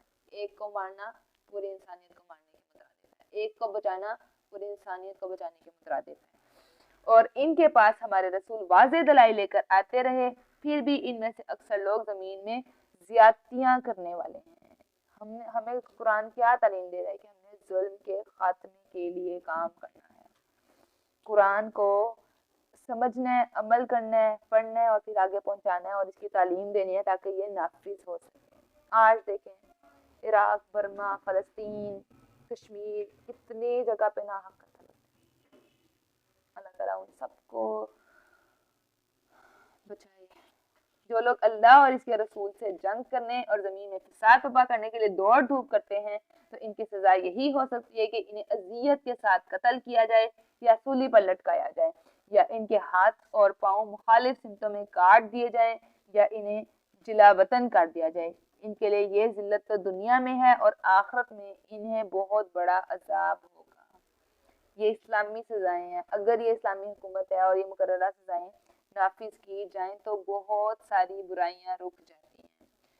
جرم کی نوعیت کے مطابق ہر کسی کو سزا دی جائے گی۔ اگر یہ اس کے بارے میں جو سزائیں ہیں نا وہ ہے کہ اگر مجرم نے قتل تو کر دیا ہو مگر مال لینے کی نوبت نہ آئی ہو تو اسے قصاص میں قتل کیا جائے گا، اور اگر قتل بھی کر دیا اور مال بھی لوٹ لیا تو پھر اسے سولی پر لٹکایا جائے گا۔ اگر صرف مال ہی چھینا ہو، قتل نہ کیا ہو تو اس کے ہاتھ پاؤں مخالف سمت میں کاٹے جائیں گے۔ یہ کیا ہے؟ اسلامی سزائیں ہیں۔ اگر ایک دفعہ یہ ڈاکوؤں کو جو صرف مال ہتھیاتے ہیں ایک دفعہ مخالف سمت میں کیا ایک بازو کاٹا جائے اور لیفٹ جیسے بازو کاٹا تو رائٹ ٹانگ کاٹی جائے، تو پھر ایک ایسا عبرت کا نشان ہوگا تو پھر کوئی اور کسی اور کی مال چھیننے کی جرت کرے گا۔ آج آپ دیکھیں کراچی میں کیا حال ہے، بہت جگہوں پہ ہے بلکہ پوری دنیا میں ہے۔ اگر ابھی قتل بھی نہ کیا اور مال بھی چھیننے سے پہلے گرفتار ہو جائے تو پھر اسے جلا وطن کر دیا جائے۔ جلا وطن مطلب اس کو ملک سے نکال دو۔ ان کے لیے یہ ذلت تو دنیا میں ہے اور آخر میں انہیں بہت بڑا عذاب ہوگا، مگر جو لوگ توبہ کر لیں قبل اس کے کہ تم ان پر قابو پاؤ۔ ساتھ اللہ تعالیٰ نے کہہ دیا کہ اگر وہ یہ سارا کچھ کرنے سے پہلے فوراً سزا سے پہلے اگر وہ معافی مانگ لیتے ہیں تو پھر انہیں یہ سزائیں نہیں دی جائیں گی۔ تمہیں علم ہونا چاہیے کہ اللہ بڑا بخشنے والا، رحم کرنے والا ہے۔ اے ایمان والو، اللہ سے ڈرتے رہو اور اس کی حضور بازیابی کے لیے ذریعہ تلاش کرو اور اس کی راہ میں جہاد کرو تاکہ تم کامیاب ہو سکو۔ اب یہ آیت بہت زیادہ جگہوں پہ غلط پورٹرے کی جاتی ہے۔ جو وسیلے کی بات ہے نا کہ وسیلہ تلاش کرو، وسیلہ کس چیز کو بنایا جا سکتا ہے؟ اپنے ہی نیک اعمال کو، اللہ تعالیٰ کو نیکیوں کا وسیلہ دے کے جو ہے وہ دعا مانگی جا سکتی ہے۔ نمبر 2، اس کے علاوہ اللہ کے نام اور صفات کا وسیلہ سے مانگنا بھی جائز ہے، جیسے نبی صلی اللہ علیہ وسلم نے لیلۃ القدر کے حوالے سے ہمیں کیا دعا سکھائی ہے؟ اللہم انک عفو تحب العفو فاعف عنی، کہ اللہ تعالیٰ ہمارے گناہوں کو معاف کر دے، بے شک تو بہت زیادہ معاف کرنے والا ہے۔ تو ہم اللہ تعالیٰ سے دعائیں اللہ تعالیٰ کے ناموں سے، اللہ تعالیٰ کی صفات سے مانگ سکتے ہیں کہ اللہ تعالیٰ آپ کی تو یہ خوبی ہے، آپ تو ایسے کرتے ہیں، مجھے بھی ایسے کرتے ہیں، آپ تو رحیم ہے، مجھ پر رحم کریں۔ ٹھیک ہے، تو ایک یہ طریقہ ہے وسیلہ مانگنے کا، ذریعہ تلاش کرنے کا۔ تیسرا، اپنے مومن بھائی سے بھی دعا کا کہا جا سکتا ہے کہ وہ میرے لیے دعا کریں۔ اب یہاں دیکھیں کس سے کہا جا سکتا ہے؟ زندہ سے یا جو ہڈیوں کا پنجر بن گیا؟ زندوں سے۔ جو لوگ کافر ہیں اگر زمین میں موجود سارا مال و دولت ان کی ملکیت ہو، بلکہ اتنا ہی اور بھی ہو، اور وہ چاہیں کہ یہ سب کچھ دے دلا کر قیامت کے دن عذاب سے چھوٹ جائیں تو بھی ان سے یہ فدیہ قبول نہ کیا جائے گا اور انہیں دکھ دینے والا عذاب ہوگا۔ آپ صلی اللہ علیہ وسلم نے فرمایا کہ قیامت کے دن جس دوزی کو سب سے ہلکا عذاب ہوگا اس سے اللہ تعالیٰ پوچھے گا اگر تیرے پاس زمین میں جو کچھ ہے اس کے برابر کوئی چیز ہو تو اپنے چھٹکارے کے لیے دے دو گے؟ وہ کہے گا ہاں۔ اللہ تعالیٰ فرمائے گا جب تو انسانی قالب میں تھا تو اس وقت میں نے تجھ سے اس سے بہت ہلکی چیز مانگی تھی کہ تو میرے ساتھ شرک نہ کرے، مگر تو نے اس بات کو تسلیم نہ کیا۔ فوراً یہ آیت اگلی کیوں آئی؟ غلط وسیلے نہیں مانگ رہے، اور وہ چاہیں گے کہ کسی طرح دوزخ سے نکل جائیں مگر نکل نہ سکیں گے، کیونکہ انہیں ہمیشہ قائم رہنے والا عذاب ہوگا، اور چور خواہ مرد ہو یا عورت دونوں کے ہاتھ کاٹ دو۔ اسلامی سزائیں پھر سسٹم آپ دیکھیں سعودی عرب میں یہ ساری سزائیں نافذ ہیں، وہاں آپ نے کتنے لوگ دیکھیں جن کے ہاتھ کٹے ہیں؟ بہت کم، کوئی بھی نہیں کھاتا۔ ایک دفعہ کٹا ہوگا نا تو کوئی سب پوری لوگوں کو عبرت ہوگی کیا ہمارا بھی کاٹے گا گھر میں کی۔ تو یہ اچھا اس کے بارے میں بھی ہے کہ معمولی شے چوری کرنے پر وہ مال جو محفوظ نہ ہو، ایسے ہی کوئی گری پڑی چیز اگر وہ کسی نے اٹھا لیا تو اس پہ ہاتھ نہیں کاٹا جائے گا۔ انسانیت کی خیر کے لیے اور عبرت کے لیے یہ سزائیں رکھی ہیں، یہ نہیں کہ جی بات کسی نے کچھ بھی ذرا سا کیا تو آپ فوراً نہیں، اس کے پورے کرائٹیریا ہیں سرٹین کہ کس بیس پہ ہاتھ کاٹا جائے گا۔ اس کے بارے میں بھی احادیث ہیں۔ سیدنا عائشہ صلی اللہ عنہ کہتی ہیں کہ آج صلی اللہ علیہ وسلم نے فرمایا چور کا ہاتھ 4 دینار یا اس سے زائد پر کاٹا جائے۔ سیدہ عائشہ صلی اللہ علیہ وسلم فرماتی ہیں کہ ایک معصومی عورت فاطمہ نے چوری کی تو قریش کو ہاتھ کٹ جانے پر بہت فکر لاحق ہوئی، کہنے لگے کون ہو سکتا ہے جو اس سلسلے میں رسول اللہ صلی اللہ علیہ وسلم سے بات کرے، اور اسامہ رضی اللہ عنہ کے سوا اور کون ایسی جرأت کر سکتا ہے جو رسول اللہ صلی اللہ علیہ وسلم کی محبوب ہے۔ چنانچہ قریش نے کہنے پر اسامہ رضی اللہ عنہ نے آقا صلی اللہ علیہ وسلم سے گفتگو کی تو آقا صلی اللہ علیہ وسلم نے اسامہ سے فرمایا کیا تم اللہ کی حدود میں سے ایک حد کے بارے میں سفارش کرتے ہو؟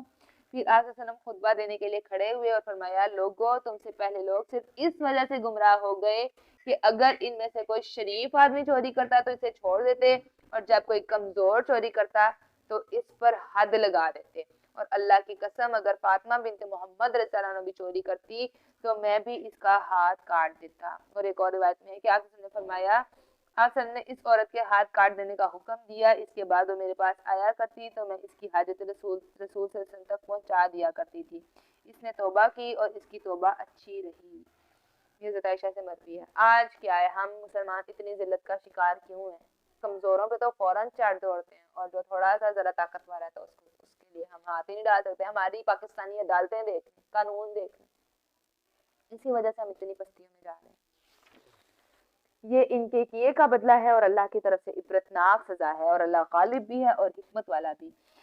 پھر جو شخص ایسا ظلم کرنے کے بعد توبہ کر لے اور اپنی اصلاح کر لے تو اللہ اس کی توبہ قبول کر لیتا ہے، اور وہ یقیناً بہت بخشنے والا رحم کرنے والا ہے۔ توبہ سے ہم آخرت میں بچ سکتے ہیں۔ کیا آپ کو علم نہیں کہ آسمان اور زمین کی حکومت اللہ ہی کی ہے، اور جسے چاہے عذاب دے اور جسے چاہے بخش دے، اور اللہ ہر چیز پر قادر ہے۔ اے رسول صلی اللہ علیہ وسلم آپ ان لوگوں سے غمزدہ نہ ہوں جو کفر میں دوڑ دھوپ کر رہے ہیں، جن کی ساری انرجیز کفر پھیلانے میں لگی ہوئی ہیں۔ ان میں سے کچھ تو وہ ہیں جو اپنے منہ سے تو کہتے ہیں کہ ہم ایمان لائے، مگر ان کے دل ایمان نہیں لائے۔ ہم نے بھی چیک کرنا ہے، ہم نے منہ سے تو کہا ہوا ہے کہ ہم مسلمان ہیں، اگر ہمارے عمل، اگر ہماری دوڑ دھوپ دین کے منافع ہے، قرآن کے اعمال کے احکام کے منافع ہے، تو پھر دیکھ لیں ہمارے دل ایمان والے نہیں ہیں۔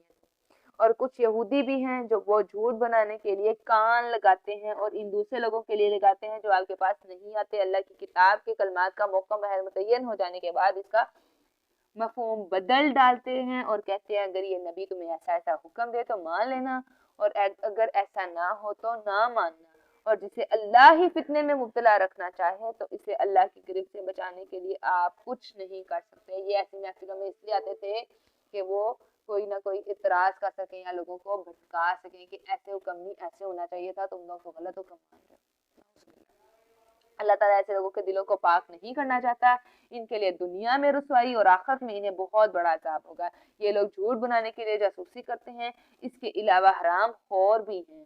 اگر یہ لوگ آپ کے پاس آئیں تو جی چاہے ان کا فیصلہ کرو ورنہ نہ کرو، یہاں سے ان کو کہا جا رہا ہے، اور اگر آپ نہ کریں گے تو بھی وہ آپ کا کچھ نہیں بگاڑ سکتے۔ ہاں اگر آپ ان کا فیصلہ کریں तो फिर इंसाफ के साथ फैसला कीजिए। यहाँ पे क्या हुआ था, ये आयत किस कॉन्टेक्स्ट में नाजिल हुई है कि जो है ना, एक बरा बिन आजिब रज़ियल्लाहु कहते हैं कि नबी अकरम सल्लल्लाहु अलैहि वसल्लम के सामने एक यहूदी निकला जिसका मुंह काला किया गया था और कोड़े मारे गए थे। रसूलुल्लाह सल्लल्लाहु अलैहि वसल्लम ने यहूद को बुलाया, इनसे पूछा क्या तुम अपनी किताब में जानी की यही सजा पाते हो? इन्होंने कहा हाँ।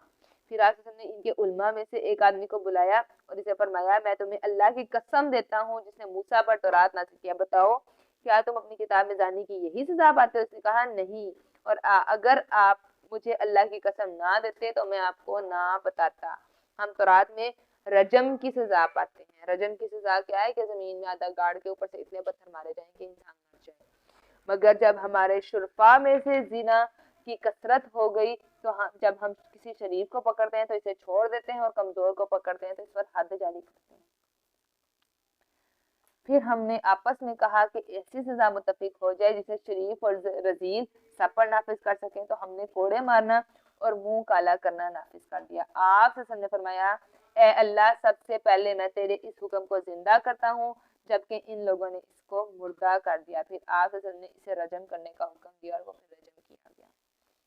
ये लोग क्या करते थे, इन्होंने अपने अहकामात को ऐसा बदल डाला था कि वो मुंह काला करके उसको गधे में बिठा के तो पूरे शहर का चक्कर लगवा देते थे और कहते थे जी सलाम।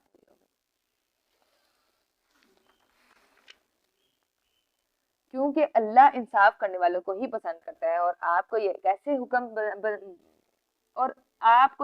हुक्म बना सकते हैं, हकम बना सकते हैं, जबकि इनके पास तौरात है जिसमें अल्लाह का हुक्म मौजूद है। इसके बावजूद वो इस हुक्म से मुंह फेर लेते हैं। हकीकत में ये लोग ईमान ही नहीं रखते। बिलाशुबा हमने तौरात उतारी जिसमें हिदायत और रोशनी है। इसके मुताबिक अल्लाह के फरमाबरदार नबी इन लोगों के लिए फैसला किया करते थे जो यहूदी बन गए थे, और खुदा परस्त उलमा भी इसी तौरात के मुताबिक फैसले करते थे, क्योंकि वो अल्लाह की किताब की हिफाजत के जिम्मेदार बनाए गए थे और इसके हक में होने की शहादत भी देते थे। लिहाजा तुम लोगों से ना डरो बल्कि मुझ ही से डरो और मेरी आयत को हकीर से मुआवजे की खातिर बेच ना खाओ। पैसों की खातिर अहकामात को नहीं बेचना।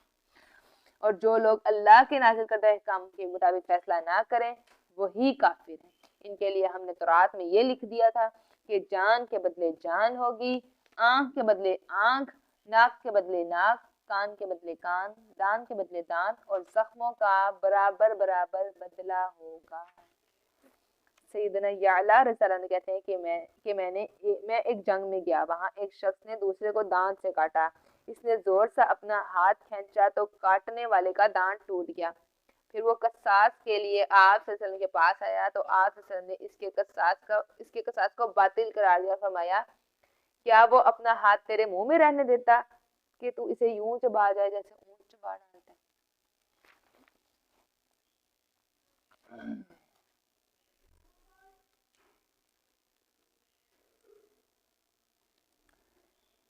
और जो शख्स अपने हक से दस्तबरदार हो जाए तो ये दस्तबरदारी इसके अपने गुनाहों का कफारा बन जाएगी। इस आयत का यहाँ पे क्या मतलब, अगर माफ कर दिया तो वो माफ करना आपके गुनाहों का कफारा बन जाएगा। और जो लोग अल्लाह के नाजिल करदे काम के मुताबिक फैसला ना करें तो ऐसे ही लोग जालिम हैं। और इन पैगंबरों के बाद हमने ईसा इब्ने मरियम को भेजा है जो अपने से पहले की नाज़िलशुदा किताब तौरात की तस्दीक करने वाला था। हमने इसे इंजील अता की जिसमें हिदायत और रोशनी थी। ये किताब भी अपने से पहले किताब तौरात की तस्दीक करती थी और परहेजगारों के लिए इसमें हिदायत भी थी और नसीहत भी। और अहले इंजील को भी चाहिए कि जो कुछ अल्लाह ने इसमें अहकाम नाजिल फरमाए हैं इन्हीं के मुताबिक फैसला करें। ये अहकाम नाजिल होने के लिए, ये अहकाम जो नाजिल हुए हैं ये नाफिज होने के लिए हैं, सिर्फ पढ़ने के लिए नहीं है। और जो शख्स अल्लाह के नाजिल करदा अहकाम के मुताबिक फैसला ना करे तो ऐसे ही लोग नाफरमान हैं। और हमने आप सल्लल्लाहु अलैहि वसल्लम पर सच्ची किताब नाजिल की है जो अपने से पहले की किताब की तस्दीक करती है और इसकी जामे और निगरान भी है। लिहाजा आप इनके फैसले अल्लाह के नाजिल करदा अहकाम के मुताबिक ही कीजिए, और जबकि आपके पास हक आ चुका तो इनकी ख्वाहिशात के पीछे ना चलिए। तुम में से हर उम्मत के लिए हमने एक शरीयत और एक राह अमल मुकर्रर किया है। कुरान क्या है? शरीयत की किताब है। असल नेमत ये है, मेथोडोलॉजी अल्लाह ताला ने इसमें सारी बता दी है। और अगर अल्लाह चाहता तो तुम सबको एक ही उम्मत भी बना सकता था, लेकिन वो तो चाहता है कि इसने जो किताब तुम्हें दी है इसके जरिए तुम्हारी आजमाइश करे। लिहाजा असल काम ये है कि भलाई के कामों में ایک دوسرے سے آگے بڑھو. کمپٹیشن بتا دیا, نیکی کے کاموں میں آگے بڑھنا ہے. ہم نے کیسے کمپٹیشن چل رہے ہیں آج کل فیشن میں, میرا اس سے زیادہ اچھا ہو, میں اس سے زیادہ برانڈ کا, میں اس سے زیادہ پیاری لگوں. ہم نے اپنے کمپٹیشن دیکھنے. تم سب نے اللہ ہی کی طرف جانا ہے. پھر جن باتوں میں تم اختلاف کر رہے ہو وہ سب کچھ تمہیں بتا دے گا. اور آپ صلی اللہ علیہ وسلم جب ان کا فیصلہ کریں تو اللہ کے نازل کردہ احکام کے مطابق کیجیے, ان کی خواہشات کی پیروی نہ کیجیے. لوگوں کی مرضی سے ان کے احکام کے فیصلے نہیں کرنے. اور اس بات سے ہوشیار رہیے کہ جو احکام اللہ نے آپ کی طرف نازل کیے ہیں ان سے یا ان کے کچھ حصے سے یہ لوگ آپ کو منحرف نہ کر دیں. اور اگر یہ ان باتوں سے اعراض کریں تو جان لیں کہ اللہ انہیں ان کے بعض جرائم کی سزا دینا چاہتا ہے. بلا شبہ ان میں سے اکثر لوگ نافرمان ہی ہیں. کیا یہ لوگ جاہلیت کا فیصلہ چاہتے ہیں؟ حالانکہ یقین کرنے والوں کے نزدیک اللہ سے بہتر فیصلہ کرنے والا کوئی نہیں. جاہلیت کا فیصلہ مطلب اسلام کے علاوہ کوئی اور فیصلہ اپنے مفادات کی خاطر. ایک اور اس کے بارے میں کہ انسان اپنے دوست کے دین پر ہوتا ہے.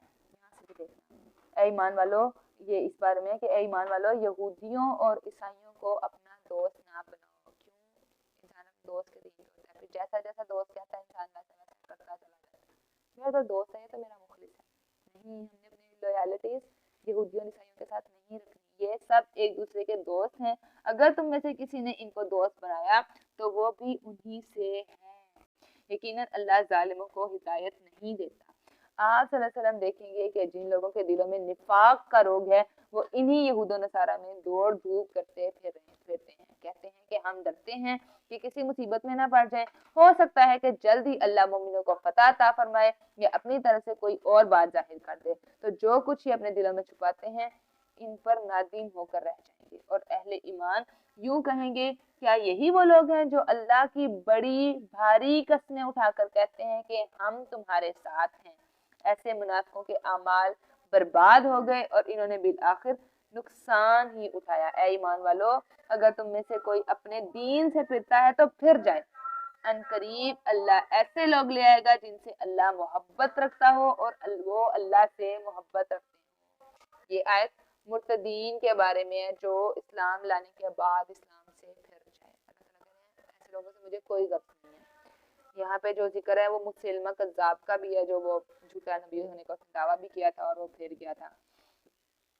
اور ان قریب اللہ ایسے لوگوں کو لے آئے گا جن سے اللہ محبت رکھتا ہو اور وہ اللہ سے محبت رکھتے ہیں. مومنوں کے حق میں نرم دل اور کافروں کے حق میں سخت ہوں. رویہ بتا دیا گیا کہ ہم نے مومنوں کے حق میں نرم دل رہنا ہے اور کافروں کے حق میں سخت. مومنوں کے لیے سپورٹیو, اور یہاں پہ کیا ہے کافروں کے حق میں سخت, ان سے امپریس نہیں ہونا. ہم نے اللہ کی راہ میں جہاد کریں اور کسی ملامت کرنے والے کی ملامت سے خوف زدہ نہ ہوں. یہ اللہ کا فضل ہے, جسے چاہے دے دے اور وہ بہت فراخی والا اور سب کچھ جاننے والا ہے. اے ایمان والو, تمہارے دوست صرف اللہ, اس کا رسول اور ایمان لانے والے ہیں جو نماز قائم کرتے, زکوٰۃ ادا کرتے ہیں اور اللہ کے حضور جھکنے والے ہیں. دوستوں کی کیٹیگری بتا دی اللہ تعالیٰ نے. کون کون ہونا چاہیے آپ کا دوست؟ جو اللہ پر ایمان رکھے, جو رسول پر ایمان رکھے, جو نماز قائم کرنے والا ہو, اللہ کے حضور جھکنے والا ہو, زکوٰۃ دینے والا ہو. ہم نے خود بھی نماز پڑھنی اور اپنے ساتھ اپنی دوستوں کو بھی نماز کے لیے لے کے جانا. اور جو شخص اللہ کو, اس کے رسول اور مومنوں کو دوست بنائے وہ یقین رکھے کہ اللہ کی جماعت ہی غالب ہو کر آئے گی. اے ایمان والو, جن لوگوں کو تم سے پہلے کتاب دی گئی تھی ان میں سے اور کافروں میں سے ایسے لوگوں کو دوست نہ بناؤ جنہوں نے تمہارے دین کو ہنسی مذاق بنا رکھا ہے. اور اگر تم مومن ہو تو اللہ سے ڈرتے رہو. ہم نے اپنی دوستیاں بھی چیک کرنی ہے. کوئی ایسی دوست نہیں ہے جو میرا پردہ کرنے پہ میرا مذاق اڑاتی ہے یا اللہ کا کام کی مذاق اڑاتی ہے. نہیں, ہم نے اپنی دوستیوں کو چیک کرنا ہے کہ کہیں وہ اللہ کے احکامات کا مذاق تو نہیں اڑاتی. جب تم نماز کے لیے اذان کہتے ہو تو یہ لوگ اس کا مذاق اڑاتے ہیں اور اسے شغل بناتے ہیں. اس کی وجہ یہ ہے کہ وہ لوگ بے وقوف ہیں. آپ یہود سے کہیے تمہیں ہم سے. اب یہاں پہ اذان کا بھی ہم نے دیکھنا ہے کہ اذان کے آداب میں اذان ہو رہی ہے تو خاموشی سے چپ کر کے سننا ہے. اس کے بارے میں ایک صحابی رضی اللہ عنہ تھے, ان کا نام سے نکل گیا. اذان کے بعد وہ نا لکڑیاں کاٹ رہے تھے, انہوں نے کلہاڑا بھی اوپر کیا تو اذان کا اللہ اکبر, انہوں نے کلہاڑا اسی وقت زمین پہ رکھ دیا. انہوں نے کہا اب میں نے یہ کلہاڑا کیا, اب یہ میں نے لکڑی کاٹی تو میں نے اللہ کے حکم کو پیچھے چھوڑ دیا. ہم کیا کرتے ہیں, ہم بیٹھے ہیں अच्छा अभी 15 मिनट रुक जाओ, अच्छा अभी अभी बहुत टाइम पड़ा है, नहीं, अल्लाह का हुक्म आ गया तो फौरन लब्बैक कह के उठ खड़े होना है। आप यहूद से कहिए तुम्हें हमसे क्या बैर है, सिवाय इसके कि हम अल्लाह पर ईमान लाए और इस पर भी जो हमारी तरफ नाजिल किया गया है, इस पर भी जो हमसे पहले नाजिल किया गया था, और अक्सर उनमें से नाफरमान है। आप सल्लल्लाहु अलैहि वसल्लम उनसे कहिए क्या मैं तुम्हें अल्लाह के यहाँ अंजाम के लिहाज से इससे भी बदतर अंजाम वाले की खबर ना दूं, वो लोग जिन पर अल्लाह ने लानत की और इन पर इसका गजब नाजिल हुआ, फिर इनमें से बाज को उसने बंदर और सुअर बना दिया। क्यों? उन्होंने अल्लाह के कामात को बदल डाला था अपनी मर्जी से। और जिन्होंने तागूत की बंदगी की, तागूत क्या होता है? हर वो चीज जो अल्लाह की तरफ जाने से रोके। आज हमने हमारे हाथों में हमारे तागूत पड़े हैं, अजान सुनने के बावजूद हम अपने मोबाइल यूज करना बंद नहीं करते। यही लोग दर्जा के लिहाज से बदतर और सीधी राह से बहुत भटके हुए हैं, और जब वो आपके पास आते हैं तो कहते हैं कि हम ईमान ले आए, हालांकि जब वो आए तब भी काफिर थे और जब गए तब भी काफिर के काफिर ही थे। उन्होंने अपने दिल को खोला ही नहीं कि उसमें अल्लाह ताला के कामात डल सके, और जो कुछ वो छुपाते हैं इसे अल्लाह खूब जानता है। इनमें से अक्सर को आप देखेंगे कि वो गुनाह में और ज्यादती के कामों और हराम खोरी में तगो-दो करते फिरते हैं, और जो काम ये कर रहे हैं बहुत बुरे हैं। इनके मशाइख और उल्मा इन यहूद को गुनाह पर जबान खोलने और हराम खाने से क्यों नहीं रोकते? हमारे लिए भी है, हम बुराई देख रहे हैं तो हम क्यों नहीं रोकते कि बुरा मान जाएगा अगला बंदा? अल्लाह ताला ने कहा बहुत बुरा है जो ये लोग कर रहे हैं। यहूद कहते हैं कि अल्लाह का हाथ बंधा हुआ है, बंधे हुए तो इन्हीं के हाथ हैं, और इस बकवास की वजह से इन पर फिटकार पड़ गई।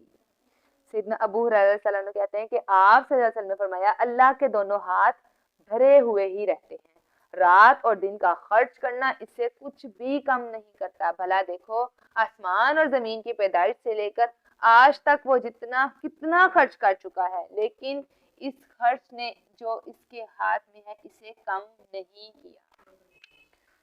ये बदतमीज कौम थी जो इस तरह की बातें करती थी, बल्कि अल्लाह के तो दोनों हाथ खुले हैं, वो जैसे चाहता है खर्च करता है, और जो कुछ आपके रब की तरफ से आप सल्लल्लाहु अलैहि वसल्लम पर नाजिल हुआ है इसने इनके अक्सर लोगों को बजाय हिदायत के उल्टा सरकशी और कुफर में ही बढ़ा दिया है, जिसके नतीजे में हमने इनके दरमियान रोज़े क़यामत तक अदावत और कीना डाल दिया है।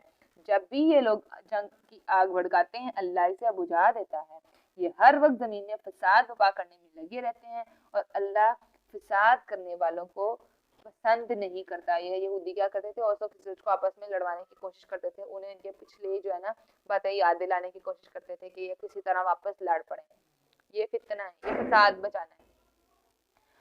अगर ये अहले किताब ईमान ले आते और तकवा इख्तियार कर लेते तो हम इनसे इनकी बुराइयां ज़ाइल करके इन्हें नेमतों वाले बागात में दाखिल करते। अगर ये लोग तौरात और इंजील पर और जो दूसरी किताबें हैं इन पर इनके रब की तरफ से नाजिल हुई थी इन पर अमल पैरा रहते तो इनके ऊपर से भी रिज़्क़ खाने को बरसता और पाँव के नीचे से भी उबलता। अल्लाह के कामात पर अमल करने से बरक़ात नाजिल होती हैं, वहां से नाजिल होती हैं जहां से इंसान ने गुमान भी नहीं किया होता।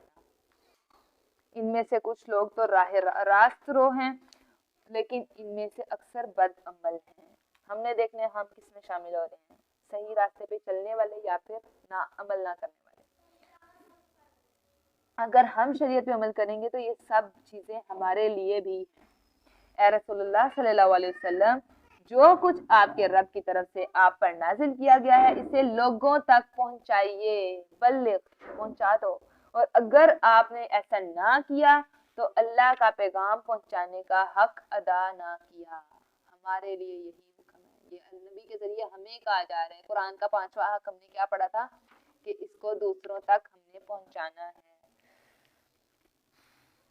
इसके बारे में आप सैयदना जाबिर रज़ियल्लाहु बिन अब्दुल्लाह कहते हैं कि हिज्जतुल वदा के मौके पर खुतबा देने के बाद आप ने फरमाया तुमसे मेरे बारे में सवाल किया जाएगा तो तुम क्या कहोगे? साहबा ने अर्ज किया हम गवाही देंगे कि आप ने हमें अल्लाह का पैगाम पहुंचा दिया और हक तबलीग अदा कर दिया اور خوب نصیحت و خیر خواہی کی۔ آپ نے اپنی شہادت کی انگلی آسمان کی طرف اٹھائی اور لوگوں کی طرف اشارہ کرتے ہوئے 3 بار فرمایا، اے اللہ گواہ رہنا، ہم پڑھیں گے نہیں تو ہم کیسے گواہی دیں گے؟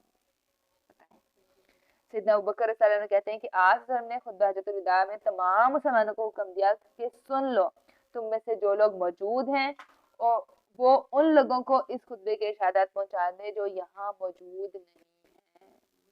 ہم ایک آیت بھی سنیں تو ہمیں ہمارا حق ہے کہ ہم اس کو دوسروں تک پہنچائیں، پہ فرض ہے، کیونکہ حاضر شاید ایسے غیر موجود شخص کو خبر دے جو اس بات کو اس سے زیادہ یاد رکھنے والا ہو۔ کیا پتا آپ کے بتانے سے اگلا بندہ آپ سے بھی زیادہ عمل کرے اور آپ کو ثواب ہوتا ہے اس کا۔ ہم نے صدقہ جاریہ بننا ہے۔ سیدنا ابن عباس فرماتے ہیں آپ صلی اللہ علیہ وسلم نے اپنی مرض الموت میں اپنے سر سے کپڑا ہٹایا، اس وقت آپ صلی اللہ علیہ وسلم کے سر پر پٹی بندھی ہوئی تھی۔ اس حال میں آپ صلی اللہ علیہ وسلم نے 3 بار یہ الفاظ دہرائے، اے اللہ یقیناً میں نے تیرا پیغام پہنچا دیا۔ نبی صلی اللہ علیہ وسلم نے اتنی محنت کی ہے۔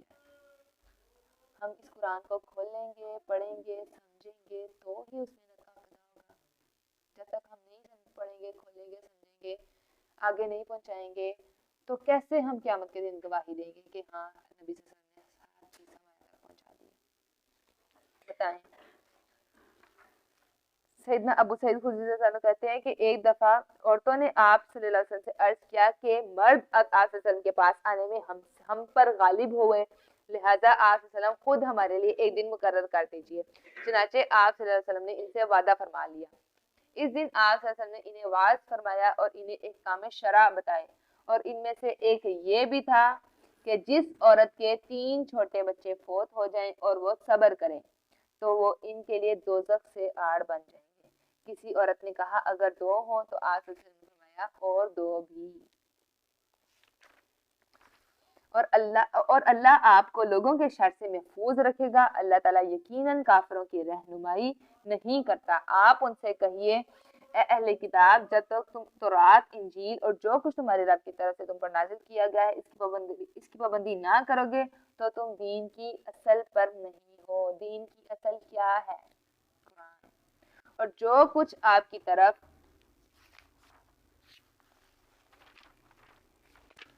نازل کیا گیا ہے وہ تو ان میں سے اکثر کو سرکشی اور کفر میں ہی بڑھائے گا، لہٰذا آپ ان کافروں پر غمزدہ نہ ہوں جو لوگ ایمان لائے ہیں یا یہودی ہوئے ہیں یا صابی یا نصارہ۔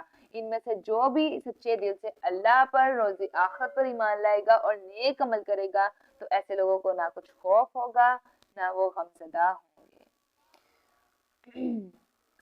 ہم نے بنی اسرائیل سے پختہ عہد لیا اور ان کی طرف رسول بھی بھیجے، لیکن جب بھی کوئی رسول ان کی خواہشات نفس کے خلاف حکم لے کر آیا تو ایک گروہ کو تو انہوں نے جھٹلا دیا اور ایک گروہ کو مار ہی ڈالا۔ کتنے انبیاء کا بنی اسرائیل نے قتل کیا تھا، حضرت یحییٰ کا۔ اور یہ سمجھتے رہے کہ اس سے کچھ فتنہ رونما نہ ہوگا، لہٰذا وہ اندھے اور بہرے بن گئے۔ پھر اللہ نے ان پر مہربانی کی، پھر بھی ان میں سے اکثر لوگ اور زیادہ اندھے اور بہرے بن گئے، اور جو کچھ یہ کرتے ہیں اللہ اسے اچھی طرح دیکھ رہا ہے۔ بلا شبہ وہ لوگ کافر ہیں جنہوں نے کہا کہ مسیح ابن مریم اللہ ہے، حالانکہ مسیح نے تو یہ کہا تھا کہ اے بنی اسرائیل اللہ کی عبادت کرو جو میرا رب ہے اور تمہارا بھی، کیونکہ جو شخص اللہ کے ساتھ شرک کرتا ہے اللہ نے اس پر جنت حرام کر دی ہے اور اس کا ٹھکانہ دوزخ ہے اور ظالموں کا کوئی بھی مددگار نہ ہوگا۔ بلا شبہ وہ لوگ کافر ہو چکے جنہوں نے کہا اللہ 3 میں کا تیسرا ہے۔ یہ بھی عیسائیوں کے عقیدے کی تردید ہو رہی ہے، حالانکہ الہ تو صرف وہی اکیلا ہے، اور اگر یہ لوگ اپنی باتوں سے باز نہ آئے تو ان میں سے جو کافر رہے انہیں دکھ دینے والا عذاب ہوگا۔ کیا یہ لوگ اللہ کے حضور توبہ نہیں کرتے اور ان سے بخشش طلب نہیں کرتے، حالانکہ اللہ بخشنے والا اور رحم کرنے والا ہے۔ مسیح ابن مریم ایک رسول ہی تھے جن سے پہلے کئی رسول گزر چکے اور اس کی والدہ راست باز تھی۔ ان کے صرف قرآن میں آئی ہے کہ وہ پاکیزہ تھیں اور وہ دونوں کھانا کھاتے تھے۔ یہ اب انسانی کمزوریوں کا ذکر ہو رہا ہے کہ اگر وہ خدا ہے تو پھر وہ کھانا کیوں کھاتے تھے؟ وہ دونوں کھانا کھاتے تھے۔ دیکھیے ہم ان کے لیے کیسے واضح دلائل پیش کر رہے ہیں، پھر یہ بھی دیکھیے کہ یہ لوگ کدھر بہکائے جا رہے ہیں۔ آپ ان سے کہیے کیا تم اللہ کو چھوڑ کر اس کی بات کرتے ہو جو نہ تمہارے نقصان کا کچھ اختیار رکھتا ہے اور نہ نفع کا، اور اللہ ہی سب کچھ سننے والا اور جاننے والا ہے۔ آپ ان سے کہیے اے اہل کتاب اپنے دین میں ناحق غلظ نہ کرو اور نہ ان لوگوں کے پیچھے چلو اور ان لوگوں کے پیچھے نہ چلو جو پہلے ہی گمراہ ہیں اور بہت لوگوں کو گمراہ کر چکے ہیں اور سیدھی راہ سے بھٹک چکے ہیں۔ دین میں زیادتی کرنا گول ہے۔ ہم نے بھی اس سے بچنا ہے اور خود بھی بچنا ہے اور دوسروں کو بھی بچانا ہے بدعات سے، دین میں ایکسٹرا چیزوں سے۔ ثواب کی نیت سے اللہ تعالیٰ نے دین بہت آسان رکھا ہے، اگر ہم اسی پہ عمل کر لیں تو وہ انف ہے ہمارے لیے، دین مکمل ہو چکا ہے۔ ہم نے ایسی چیزیں میں اپنے آپ کو نہیں کھپانا جس میں ہم دنیا میں تو کھپتے رہے اور آخرت تک پتہ چلا یہ تو کرنا ہی نہیں تھا، یہ تو بدعت تھی۔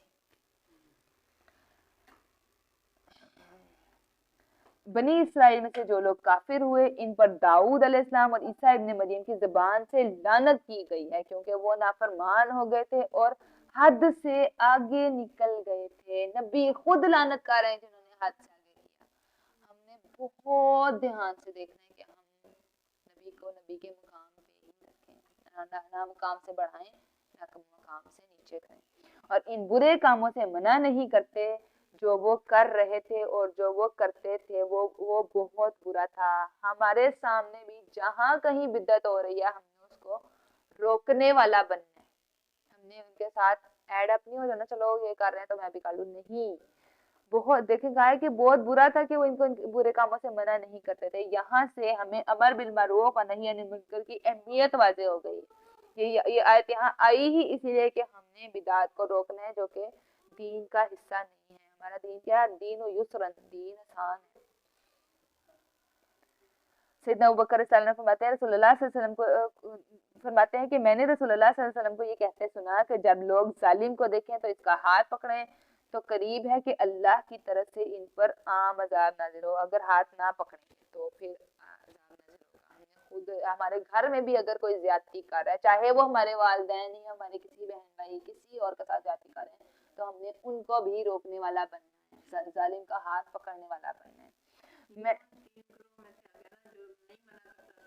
ہاں وہ بھی ساتھ 3 گروہ بن گئے تھے بنی اسرائیل میں، ایک جو حق پہ تھا، ایک وہ جو نافرمان تھا، اور درمیان والا گروہ وہ تھا جو نہ برا کام کرتا تھا لیکن روکتا بھی نہیں تھا۔ تو ان دونوں گروہ پہ عذاب آیا، جو روکتا نہیں تھا اس پہ بھی عذاب آیا۔ تو ہم نے روکنے والا بننا ہے۔ ان میں سے اکثر کو آپ دیکھیں گے کہ وہ کافروں سے دوستی گھانٹتے ہیں، جو اعمال وہ اپنے لیے آگے بھیج رہے ہیں بہت برے ہیں کہ ان سے اللہ بھی ان پر ناراض ہو گیا اور خود بھی ہمیشہ عذاب میں رہیں گے۔